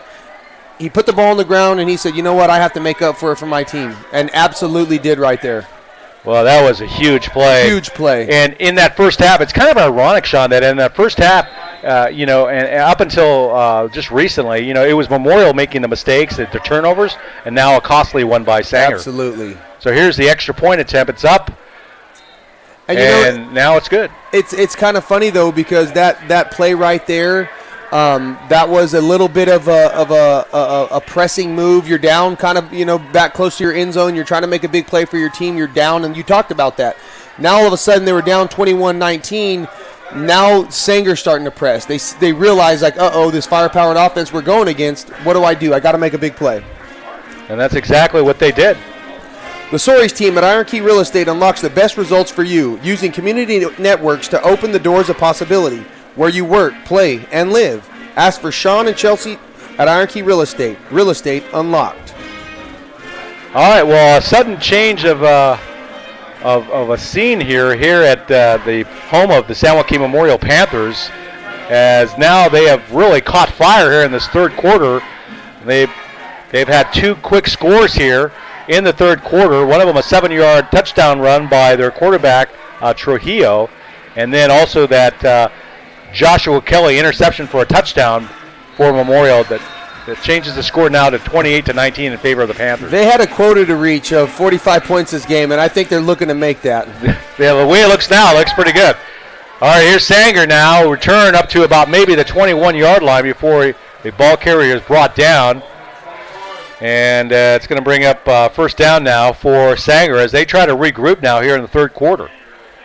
It was all Sanger in the first half. They had some big runs by number 6 Kosi Agina, their running back, and plus their stout defense in that first half. And now the tables have turned. Now it's Memorial with the stout defense. They've taken over the game on turnovers, and now they lead 28-19. First down and 10 at the 21 for Sanger. Collazo under center, man in motion. Here's a handoff, and running back gets it up to about maybe the 27, 28-yard line. It's going to bring up second down for the Apaches. And that's the thing with the wing T offense. If you're going to stay in a game, your defense has to play strong right here because you're really not built to come from behind. We're still at a point right now where it's not too far because you can still have stout defense, but they got to come down and put some points on the board. Yeah, now's the time for the Apaches to overcome adversity here if they want to stay in this ball game. Right now they trail by 9 after they had a 12-point lead in that first half. So here we go. Man in motion. Here's Collazo with the ball on a sweep and turns it upfield to about the 31-yard line, but it's not going to be enough for a first down.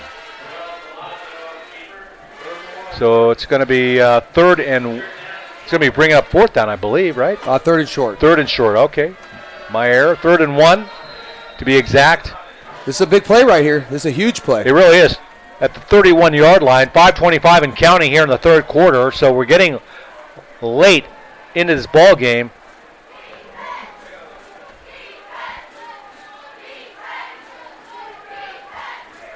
And now a little bit of a delay there for the Sanger offense.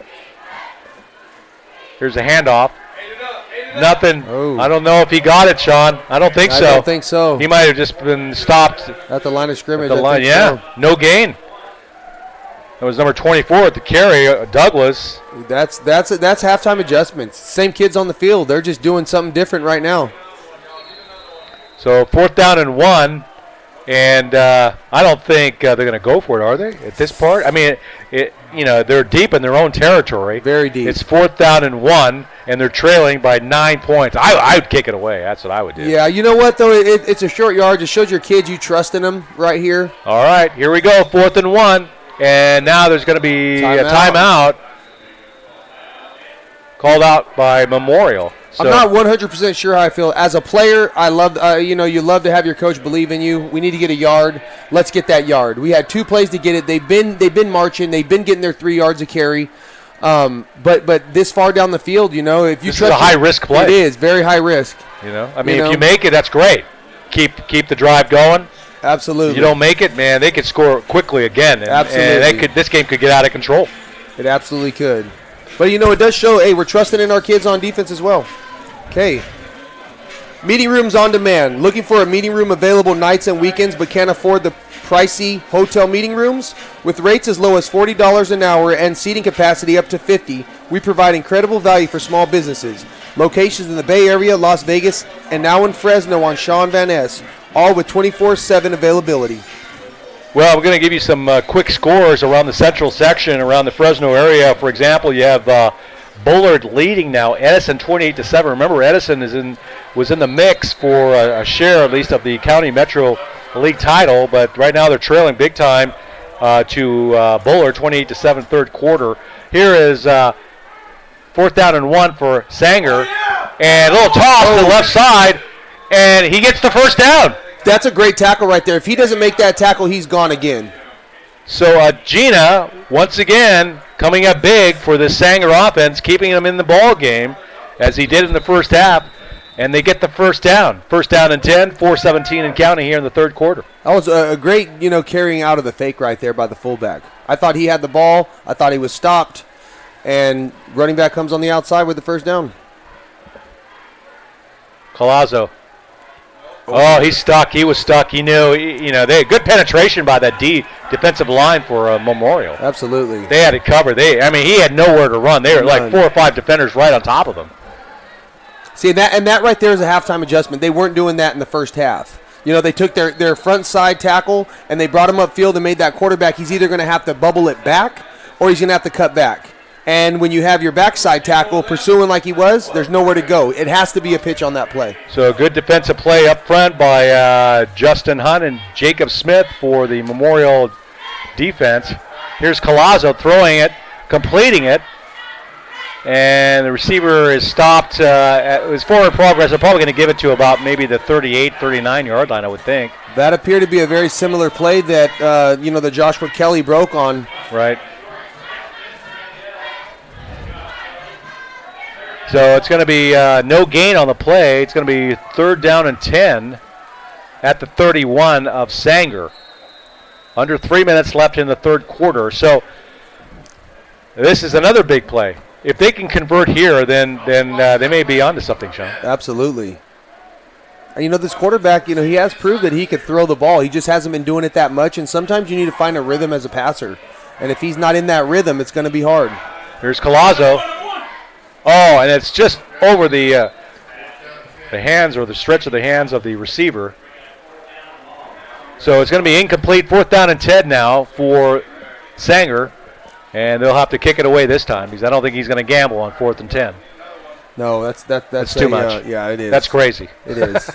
But, it's a gamble if you punt the ball on the field with these two back here, And even if it's short, you have right now you have Leonard Glass floating around. Now he's coming up. You got McMillan also back to receive this punt. And they kick it to him. It's a high one. In the air. I shouldn't. He's letting it go. It's going to go out of bounds, looks like. I like it. I really do. All right, so Memorial comes up with the big defensive stand. They managed to stop that Sanger offense and get the ball back. So 1st down and 10 now for the Panthers, ready to build on their 9-point lead. The Soaries team is partnered with the Fresno Bully Rescue to bring you Furball Friday. Every Friday we post a photo on Facebook and bio of an adoptable pet that is available for adoption. Like, comment, and share to help an animal find a forever home. Here's Trujillo in the shotgun. 3 receivers to the right. He gives it on a handoff to number 7, and down he goes. That's going to be number 7. That's going to be... Butler with the carry. Atiel Butler. And again, David Ayala on the play. He's everywhere tonight. Butler has a pretty good yards, average yards per carry at 6.5, so he's in there. Wow. All right, 2nd down and 9. 2 minutes left here in the 3rd quarter. Memorial with the football at the 46-yard line. Here's Trujillo. Throws deep, up the middle, caught. At the 45, still on his feet, gets down to about the 25-yard line. So a nice catch and run there by the receiver. And it's one of those things. It's a small move, but that shoulder pump by the quarterback to open up that seam up the middle, that was a great job by the quarterback, Alec Trujillo. So a nice reception. Looks like by number 9, TJ Hall, Jr. 1st down and 10 at the 27. Memorial now looking like that high-powered offense we talked about at the beginning of the game. Here's a pass, Trujillo complete to the left side. Still on his feet, gets it out to about maybe the 11-yard line, and now it looks like Memorial is running all 8 cylinders. Yes, and Kelly is a man on a mission right now. Yeah, he looks good now. He looks like he's in a rhythm. He is in a rhythm with the quarterback. They're firing off right now. All right, as we're into the last minute and a half of the 3rd quarter. Here's Trujillo, a little fake and little pass to the left side, all the way in. Oh. And it's a touchdown for the Panthers. Jalen McMillan on that one. McMillan from, I believe it was from the 19-yard line, wasn't it? And they are getting involved. All right, so another score for the Panthers. They extend their lead to 34-19 on the touchdown reception by McMillan, right? It was McMillan. So McMillan. I'm looking at these teams. We did a game versus Central and Turlock, I believe, and this team is very, very similar to that undefeated Central High School team. Yeah, I'd like to see that game between Memorial and Central.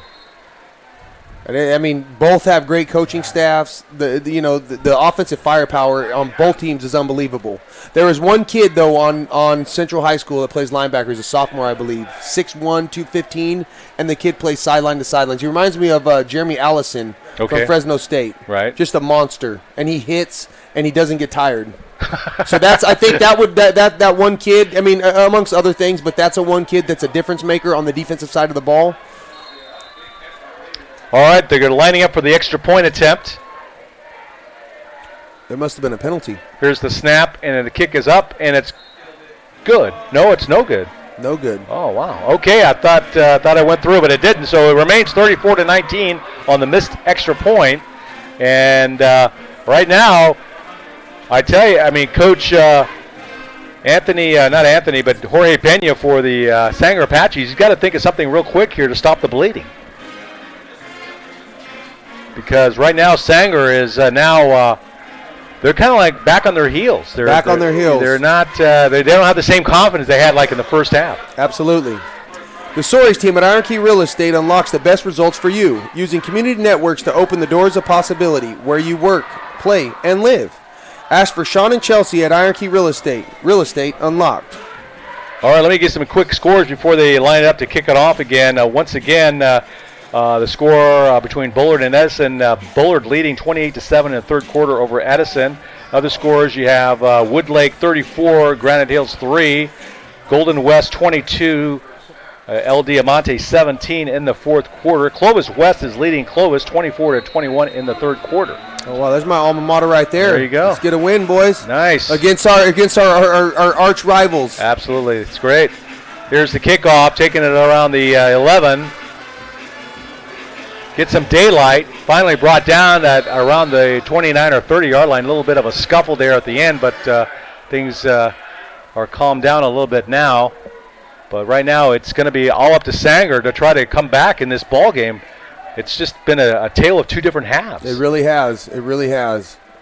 And that goes to show, there's a multi-dimensional team in San Joaquin Memorial that they come in, they make adjustments to every aspect of the game, and it shows. Their defense is firing off now. They're not, allowing a lot of yards. The offense is coming out, putting up big points. Now, if you were Coach Pena for Sanger, yes. How would you try to come back in this game? How would you try to do something different, or you just go back to what was working in the first No, you half? have to go to something different at this time because you need time on the clock. So you need to put the ball in your guys' hands, your playmakers' hands, off of passes, so that clock does stop. Nice. You don't abandon the run, but you keep with high effective passes. You don't want to put your junior quarterback in a situation where you're going to make him do something he's not comfortable with because he's going to try too hard. So you give him high percentage passes and you just chunk the ball down the field. Keep your defense off the field. Got a player down on the field for Sanger. I'm trying to look up that number, but they'll tend to him. Let me, while we have this injury timeout, I'll give you some other scores around the league here, around the central section. We have, let's see, what do we have here? We also have Chowchilla and Liberty. Liberty is leading Chowchilla 28-20 in the third quarter. Meeting rooms on demand. Looking for a meeting room available nights and weekends but can't afford the pricey hotel meeting rooms? With rates as low as $40 an hour and seating capacity up to 50, we provide incredible value for small businesses. Locations in the Bay Area, Las Vegas, and now in Fresno on Sean Van Ness, all with 24/7 availability. All right, the injured Sanger player was number 52, and he's now running off the field under his own power. That's Jonathan Bravo, 5'7", junior, 200-pounder. Looks like he's getting better already. So here we go. 35 seconds left here in the third quarter. Play will resume in just a second as Sanger will now have to work with the ball that's now at the 35-yard line, second down and 4, with 23 seconds and counting here in the third quarter. So they're going to have to do something drastic here, I think, here if they want to come back in this ball game. Here's another handoff up the middle. Good running up the middle by number 30. That is David Ayala. So Ayala gets some good yards up the middle. To start this half and the end of the first half, Sanger was kind of taking their time, getting their plays in and out. And that's just one simple thing that they can do is start getting on the ball. Your typical wing T offense, in the past was get on the ball quick, run as many plays as you can, get the defense tired and go.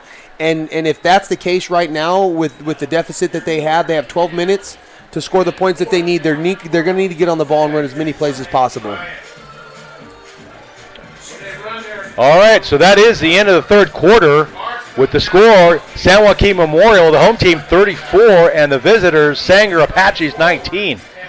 We'll have more right after this message.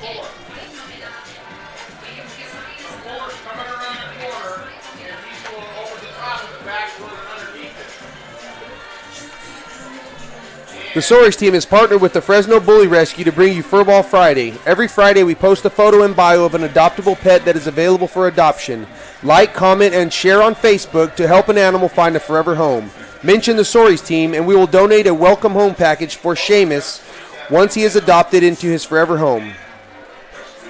Well, fourth quarter now, just seconds away from starting here. The last 12 minutes of this ball game.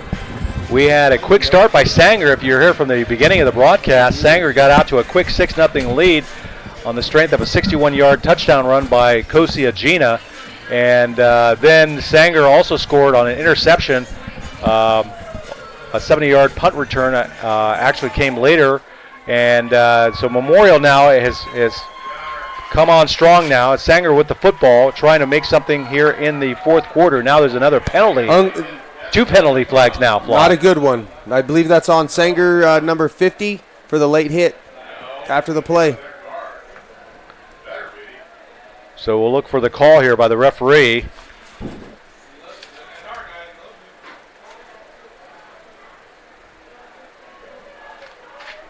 Two flags were thrown.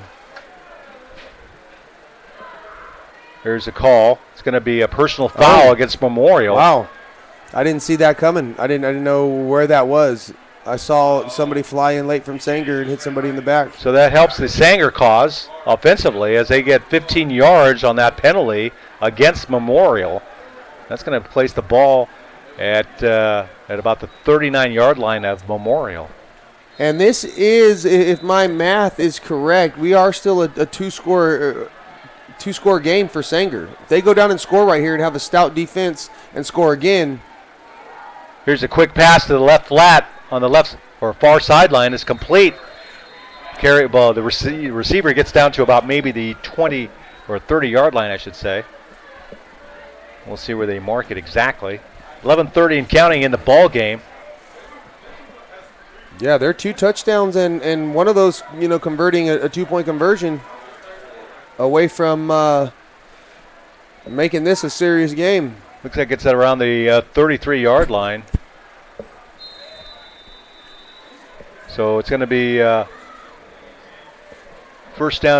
second down and 10 now. Well, they're calling it second down and 4, excuse me. Second down and 4 at the 33-yard line. Here's Collazo under center, 3 receivers to the right. He's looking to pass. Now he gives it on a little handoff. 24 up the middle. Good run there up to about the 19-yard line for number 24. And that is for Sanger. And that is Orlando Douglas once again. So he's been the workhorse now for the Apaches in this ball game. And that was a great play right there. You put Kosi on the outside, and you faked it like you're going to pass to him and draw right up the middle with a guy who's shown he's the workhorse. First down and 10 now, 21-yard line now, as the Apaches now got something going here in the fourth quarter.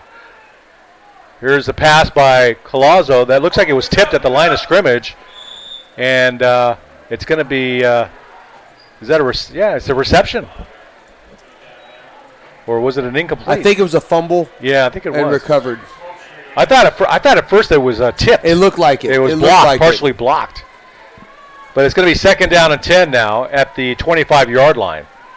10:33 left in the ball game, and I would think that. There's still over 10 minutes to go, 10 minutes and 33 seconds. There's still a lot of time for Sanger, absolutely. But you definitely want to score in this possession. Absolutely. If you don't, then it's going to make it even more difficult to come back. And then it's to see what is San Joaquin Memorial going to do. Here's the pass. And it's caught. It's caught. Good catch. And he's out of bounds. Nice play there by Collazo to get it. It's not. They kept the clock running. Yeah, it's stopped right now, 10:25, but it's another first down for the Apaches as they're driving now. And they look good now. They look good offensively. Absolutely. Thanks to that 15-yard personal foul against Memorial, though. That really helped them. Interesting right there. A lot of time stayed on the clock for Sanger. The official on the other side, he wound the clock, and they stopped it. Here's a handoff up the middle, all the way in. Ooh, and is he in? Oh, I don't know. Yeah. Ooh, nope. No, he's not in. That was close. You got the first down. This is a huge drive for Sanger right here. It really is. Because they really haven't changed much. They just started executing better. That was part of the problem with the other drives. Memorial came out and they started executing, and Sanger didn't. And they knew, hey, this is the championship at stake right here. We better start playing. Well, here's Sanger now, first and goal at the 3 on the threshold of the end zone. Here's the handoff, and he's in. No? Yes, he is in. Touchdown. Wow. Took a long time for that referee to call it. But he's in for the score, and it's a touchdown from 3 yards out for the Sanger Apaches. They now have 34-25 deficit, but they get a touchdown here at 9:50 left in the ball game. And this situation right here, because they are still a touchdown to 2-point conversion away. In this situation, you always kick it. In my opinion, if you go for it here and you miss it, unless you're just trying to go for the win straight up, if you score again, because this right here, unless you're you have confidence in your offense. And they're going to go for the 2-point conversion now. Big play. Here's Collazo now. He's going to roll out. Now he gets trapped and he goes down. So it didn't go anywhere as that Panther defense really had it figured out. Now it's a 2-score game. See, I don't agree with that call right there just because you put the points on the board now and you leave your team, 8 points away. You always want to leave that 2-point conversion because there's hope still. Right now it's like, man, you took that kind of momentum that you had from scoring that touchdown and you kind of took it out because now you're 2 scores away again. Where before, if you make that extra point, now you're 1 score away and your team has momentum. Yeah, I mean, I would have probably gone for the 1-point kick. Yep. Just but you take a gamble sometimes, and sometimes it pays off, sometimes it doesn't. Yep. But I like the way that Sanger has come back, in this fourth quarter. They could have just tanked at the end. Absolutely. But they have enough resolve. And that's just a result of good coaching by Jorge Pena. Absolutely, absolutely. And, that community is behind their boys no matter what, win, lose, or draw, and they know that, and they go out and they play their hearts out every week. It's one of those things that after you played Sanger or Madera even is another one, they will hit you and they will let you know this is who you played. You played one of us. And Sanger especially, they've been such a great team over the years in that small community, and they love them. And the kids, they really want to go out and be Sanger Apaches. All right, so here we go, lining it up for the kickoff from Sanger. They just scored from 3 yards out on a nice touchdown run. Here's the kickoff from the 40. And they're going deep. Okay. Way deep, and he's going to take it at around the 12-yard line to the near sideline. Out of bounds is Joshua Kelly. Another flag. 2 flags. 3 flags. Uh-oh. Little scuffle. All over the place. Little scuffle. I think there was just some funny business has been happening, and they're kind of fed up with it. Boys will be boys. Boys will be boys, yep. But, yeah, there was 3 that came in, and they came in at different times, so I don't know if there is multiple calls on the play. Curious to see. Well, let's see what the call is from our referee. It's going to be holding. Holding. On Memorial. Personal foul. Memorial. So a double penalty. Wow, double foul against Memorial. That's huge. That's really going to set them back, way back. Yep. And it's kind of funny how they march these off because depending on where it is, how they march them off, it's like you'll march it back this penalty and you might have to go half the distance to the goal, or depending on what it is. So we'll see how they march it off, how many yards that's going to be. Okay. Yeah, it's going to be what's going to be. If they didn't have those penalties, I mean, you would think that.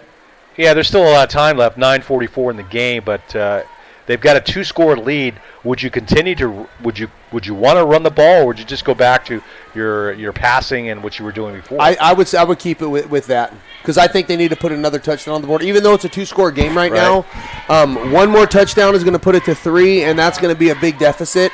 And you're making high percentage passes right now with these 2 big guys on the outside. They are possession receivers with burners. So I think that you maintain a similar game, and you still have number 3 who hasn't been used a lot tonight. From the 10-yard line, here's the handoff, and that's going to be, it looks like Kelly that runs out of bounds. Now make that number 3. That's Glass. So Glass didn't get much there, but they started at the 10 from those 2 penalties, so they're in a big hole right now. And Glass is looking to get a little bit frustrated right now. Which you just, relax. In that situation, sometimes when you're on the perimeter like that, you got to make something happen yourself. But he's getting frustrated because he has been bottled up tonight, and I understand that as a running back. But you just got to, nose to the grindstone and keep going. Here's Trujillo. Pass is complete on the right sideline. Still on his feet. Nice moves. Still unbelievable. Nice catch. Nice run after the catch. Absolutely. And now you got some breathing room right here. You got breathing room with time and space. So I could see them keeping a very conservative play calling right now. So on the reception, that was Hall, TJ Hall Jr. So he's beginning to make a mark in this game. And once again, they look like they're going to pass here on 1st down and 10. You got 3 receivers to the near side, 1 to the right, but that's a handoff. Up the middle, nice blocking. Nice. And a good run up to midfield at the 50-yard line for Memorial. Very good run. So good carry there. And that's the thing. You can call a conservative game with these athletes on this offense, and once they get the ball in their hand, there's a big play just around the corner every time. So on the carry, that was number 21. That's Eric Harada on the play. Under 9 minutes now. The Panthers now with a fresh set of downs. First down and 10 at midfield. Here's Trio in the shotgun. Play action, throws out to the near side, complete. Gets it out to about the 42-yard line. Great job staying in bounds, keep that clock moving. That's Mac Delana with the reception. Great play by Mac Delana. He can play, I'm sure he can play baseball too with that name. Sure he can play baseball, absolutely.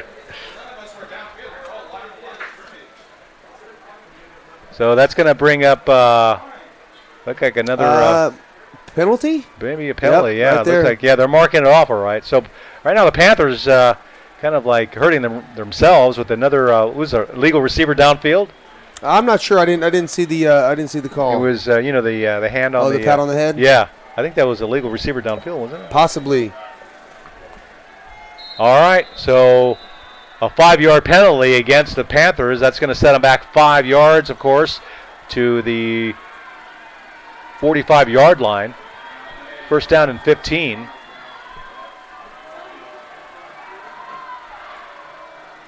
Trujillo looking to pass. Got plenty of time. Boy, what great blocking. Throws it deep. Double coverage. And he almost picked it. Almost caught it. First I thought it was going to be intercepted. And then the receiver, as he's falling down, has it in his hands and somehow can't hold on to it. Unbelievable. That would have been a great game. That would have been a highlight reel. That would have. Yeah. I think he waited a little bit too long. Receiver outran his arm a little bit. But he throws a beautiful ball. That ball, it comes out and it drops in. The nose of the ball drops down. Beautiful pass. And at that point right there, as an offensive player, sometimes you got to put a foot in the ground and go be a defender or go high point it if you can, especially if it's underthrown. 2nd and 15, again from the 45. Trujillo hands it off to the left side, off tackle. That's Glass. Glass getting up to about maybe the 38-yard line or 39-yard line. 41. 42. Excuse me on that. And that's going to bring up 3rd down and 1. So almost got the first down. Yeah. And that's the thing with running backs. They have to be patient. They really do. 3rd down and 2.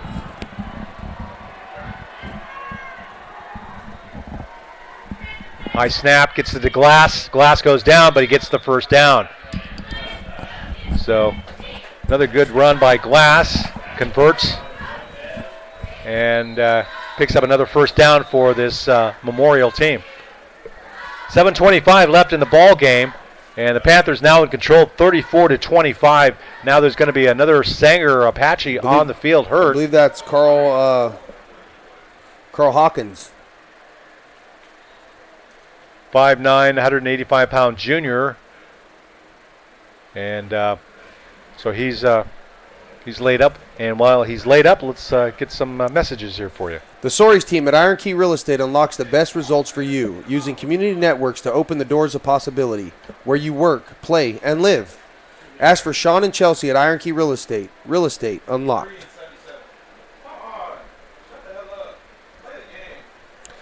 Meeting rooms on demand. Looking for a meeting room available nights and weekends but can't afford the pricey hotel meeting rooms? With rates as low as $40 an hour and seating capacity up to 50, we provide incredible value for small businesses.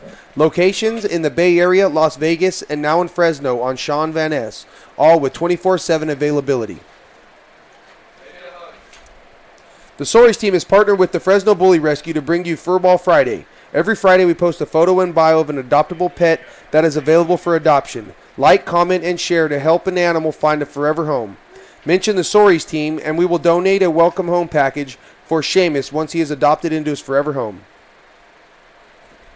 Well, we still have a injury timeout on the field, and hopefully we get some good news after they tend to the injured player.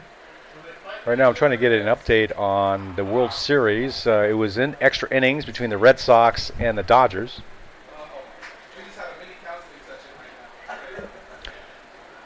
All right, so we have also some scores I could tell you about around the central section. We have Tulare Union now leading Tulare Western in the South Valley 35-14. That's in the fourth quarter. Let's see what else we have here for you. We have also Liberty leading Chowchilla 28-20 in the third quarter. We have also Washington Union trailing Kerman by a score of 24-20 in the fourth quarter. Big one between Riverdale Christian and Kings Christian, 58-27 in the fourth. And it looks like the injured player is being helped up. That's number 12 for Sanger, Carl Hawkins. Looks like some kind of leg injury as they help him to the sidelines. Yeah, he's putting no weight on his right leg. Let's hope he's okay.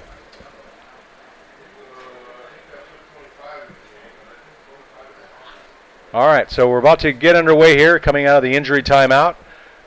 Give you the situation. 7:25 left in the ball game. First down and 10 for the Panthers at the 39-yard line of the Apaches. As they start the clock, here's the handoff to Glass. Glass breaks a couple of tackles, still on his feet. Manages to get out to about maybe the 35-yard line. That was a tremendous straight arm right there. You know, you get a running back that starts to, that is bottled up, and he starts to get a little chip on his shoulder, a little angry, and he starts running violently, very violently, and that was the type of run that he just had right now. Start feeding him the ball. Right now, with the clock the way it is, and he's running the way he is, I would start to give him a heavy dose of the run. Yeah, that's what I would do. I mean, you've got control of the game, you've got the ball, and you're in Sanger territory. And you have Iowa State bound, Leonard Glass. Let him go and do what he does. Trujillo throws it to the right, completes it, and for a minimal yards, I would say, well, he got about maybe it looks like he got no gain on that play. By maybe a loss. We'll see where they mark it. It's about maybe the 35-yard line. So, yeah, it didn't really get any yardage out of that one. Third down and 6, he may have lost a yard. So 3rd and 6 at the 35, 6:24 and counting as Trujillo looks to the sideline for the next play.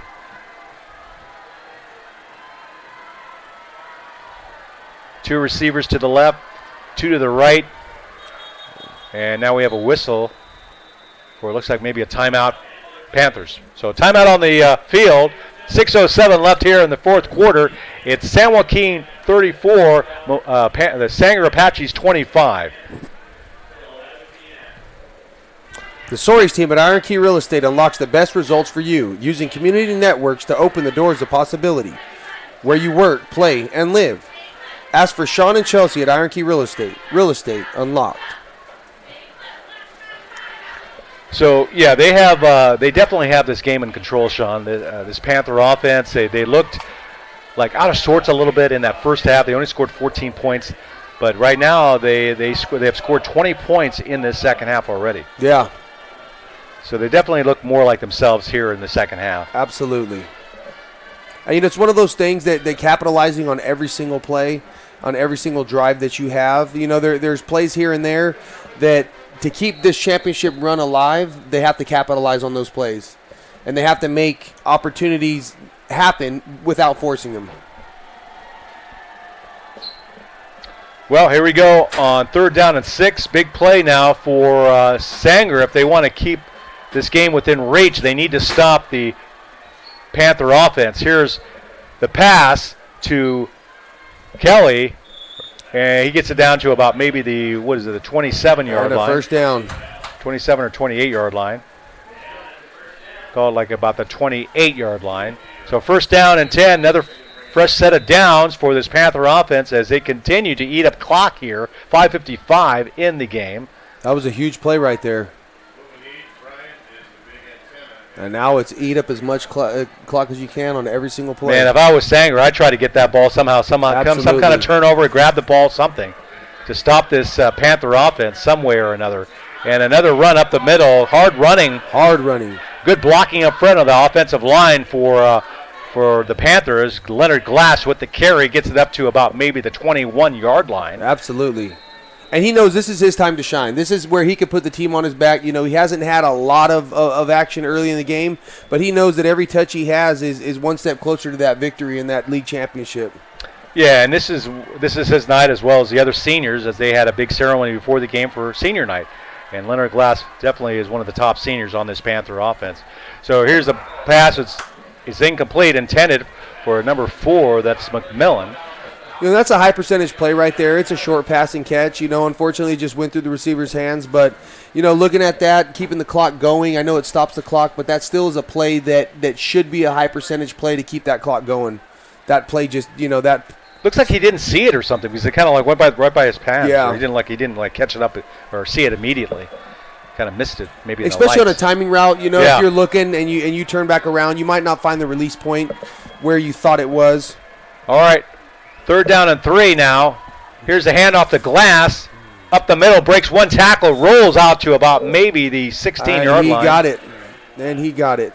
Wow, he is just amazing. He is a man on a mission right now. And this is a good 1-2 punch right here with both of these running backs. You know, you go from Leonard Glass to Eric Harada, and they're both running hard. And they both done good for the team tonight. Well, if they score here, I think that would be the dagger for the Apache squad. It would be. But then again, you know, we'll see what they can do here. They're going to have to think of something defensively because right now the Panthers look unstoppable. Here's a run by Glass. Does a little do-si-do. You know, that's a great play right there. That really is. There's no sense in cutting it back in that situation. You don't need to make the big play. He got down. He kept the clock going. Yeah, that's a what great you want job. to do. Just keep it moving. Yep. Move the chain somehow.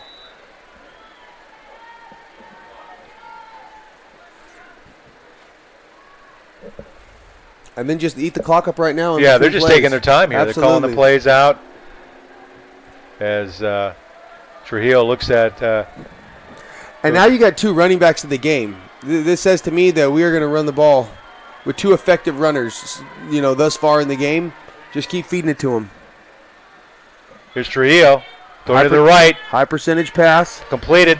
Stay in bounds. Nice Great move yard down right to the there. catch. Good spin moves.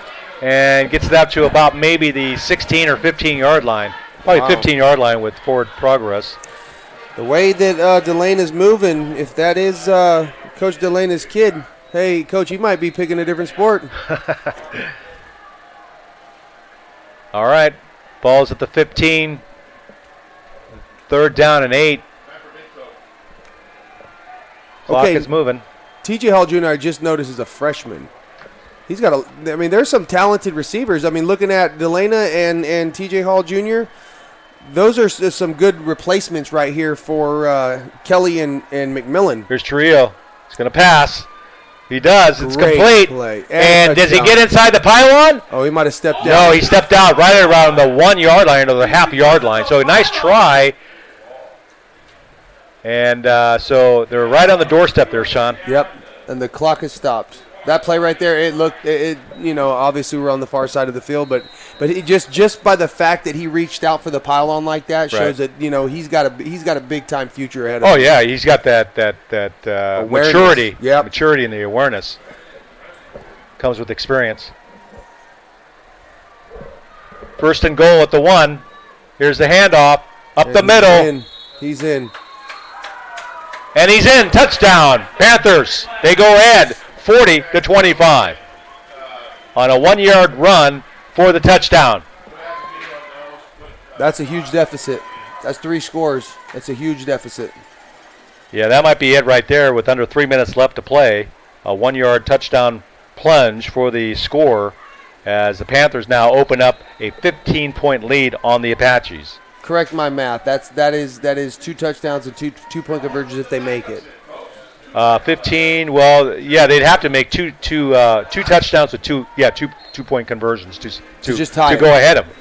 Now, just to tie it now. Yeah, that's right. They got the extra point now, so that's good. So 41-25 is the score in favor of Memorial as they hit that extra point, and it's going to be a really tough sled to go, or I should say a tough game here in the remaining minutes of the 4th quarter for Sanger. Meeting rooms on demand. Looking for a meeting room available nights and weekends but can't afford the pricey hotel meeting rooms? With rates as low as $40 an hour and seating capacity up to 50, we provide incredible value for small businesses. Locations in the Bay Area, Las Vegas, and now in Fresno on Sean Van Ness, all with 24/7 availability. All right, 41-25, 2:50 left here in this game, and it sure looks like Memorial is going to keep its undefeated record here tonight here at their home stadium. They win tonight, they will win the County Metro League Championship as we gear up for the playoffs.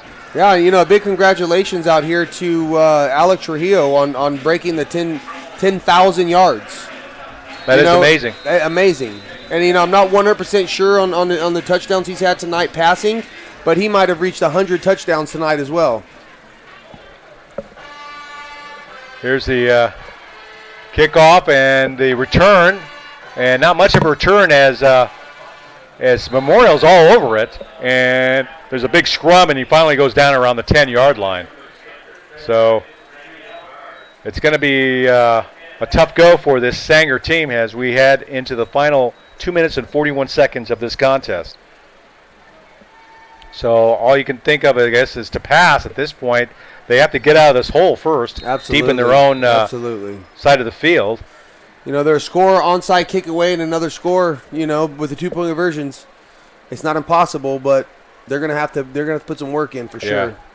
Here's a little draw up the middle. Nice run by Douglas. Douglas gets all the way to about the 31-yard line. And back on the ball. The clock is stopped for the first down. Back on the ball, another one. That was a good, nice little run. Absolutely. Caught him off guard. And at this point right here, all Memorial needs to do is just minimize mistakes and minimize the yardage. Make the play underneath. Here's a little short pass to the left flat near the far sideline. And a run after the catch, still going, but finally runs out of bounds. There should be a flag on the ground. Don't know what that is. Could be holding if it's in the backfield or in that general area. And they're talking it over there at the 30-yard line. Meanwhile, Coach Anthony Gostin continues to send signals to his defensive squad here, as they've really tightened up their defense here in the second half, this Panther squad. And plays like that can't happen in these situations. You have a big play negated. I mean, that's the difference of, that's a 40-yard difference right there. Maybe 30. All right. First down and 15 on the penalty. Collazo's got a lot of work to do. He's going to throw it to the left side and immediately tackled. The receiver was Dulce Calandra, and he's immediately tackled. Tackled by Vincent Rangel. Yeah, that was big. Didn't have much time to do anything, just catch the ball and go down. Yep. And, that's the thing. On that play right there, there's a safety up top, so they're sending people underneath. They don't want to let that play, that create, turn into anything big. 2nd and 22 at the 16. And Collazo just gets it out of his hands before he's tackled, and it's complete, but looks like for a loss almost. Yeah. Looked like there was a loss on the play. We'll see what they say here. It's going to be 4th down, of course. And this is the time to take risks. If you're, a junior quarterback, somebody's got to tell them, hey, you're going to need to take risks. Even if you throw a pick right here, we have to move the ball vertical down the field. So they only gained a yard on that last play, so it's going to be 3rd and 21 now with just a 1:11 left in the ball game. Here's Collazo looking to pass. He does, and it is almost picked off. Oh, man, that was close. Right through the hands of the defender, but he couldn't keep it to his body. And nice try on the play by Will Jacobs there defensively. But at this point, it's all academic as the Panthers hold a commanding 41-25 lead with 1:03 left in the ball game.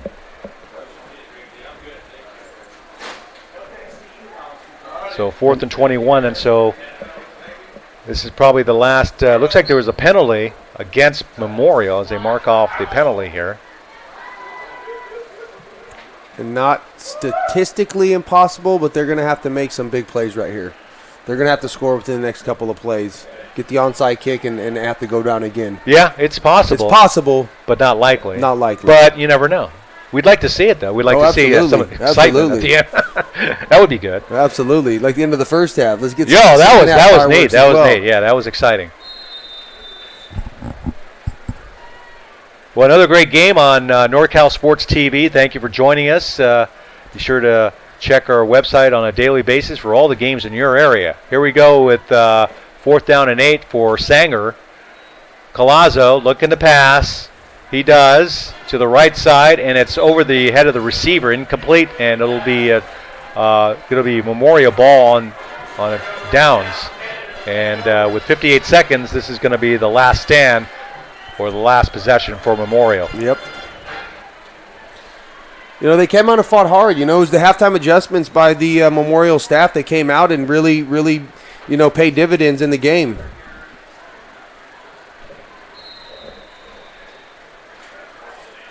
So the Panthers now sensing victory now, going onto the field, probably in a victory formation at this point. Let the clock run and win the County Metro League Championship to boot here on this really nice fall evening here in Fresno.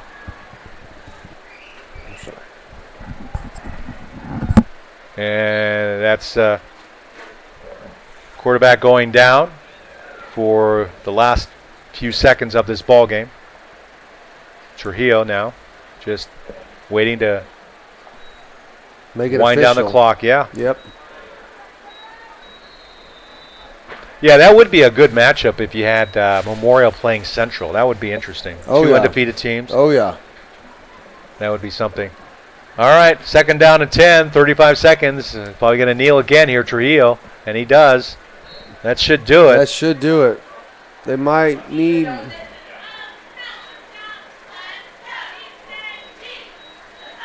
Okay, and that is going to do it. And that is going to be the last play of the game as the Panthers are already on the field celebrating this league championship with a nice comeback over the Sanger Apaches, a very game Sanger Apache squad as they dominated that first half, but then came the Panthers, and that is the final play of the game, and the final seconds have run off the clock, and it's a win for the San Joaquin Memorial Panthers here on this Friday night by a final score of 41-25, Sean. And we saw an excellent game tonight, especially in that first half. You had Sanger coming out playing good defense. They got that nice run, 61-yard run in the beginning by Kosia Gina, and then they got an interception by David Ayala in the first quarter. And then Memorial started coming back. They tied it on a Joshua Kelly interception. And at the half, it was Sanger leading 19-14. And then in the second half, it was all Memorial as they seemed to storm past the Sanger Apaches. And overall, just a wonderful victory for this Memorial squad. And it goes to show that you get a team that's 9-0 coming into this game, and they faced adversity and they beat adversity. You know, you're down at halftime, you go in, coaches make adjustments, and it just goes to show that this team, hey guys, you're never down. With the firepower that we have, the explosive offense that we have, as long as our defense can come and make some plays and get our offense back on the field, we can win any game. And that's what they did tonight. That's a great job by the Memorial team and coaching staff. Kudos to Sanger for a hard-fought game. You know, they were just a couple plays short of keeping this a close one. Yeah, it was really a good game. I think in the end it was just a better team in Memorial that took the game by the horns, the proverbial horns, and ran with it, especially in that second half. And they took advantage of some of the turnovers that Sanger had in the late part of the game, and that was the difference, I think. Also the fact that they finally got their offense untracked. As for Sanger, you can't really fault them for the way they played, especially in that first half, but in the end it was Memorial winning the game. So that's going to do it for our football game here in Fresno, California. The final score was 41-25 in favor of Memorial. For our producer, Joseph Yanez, our videographer, Zach Polson, along with my partner, Sean Soares, I'm Mark Espinoza for NorCal Sports TV. Good night from Fresno.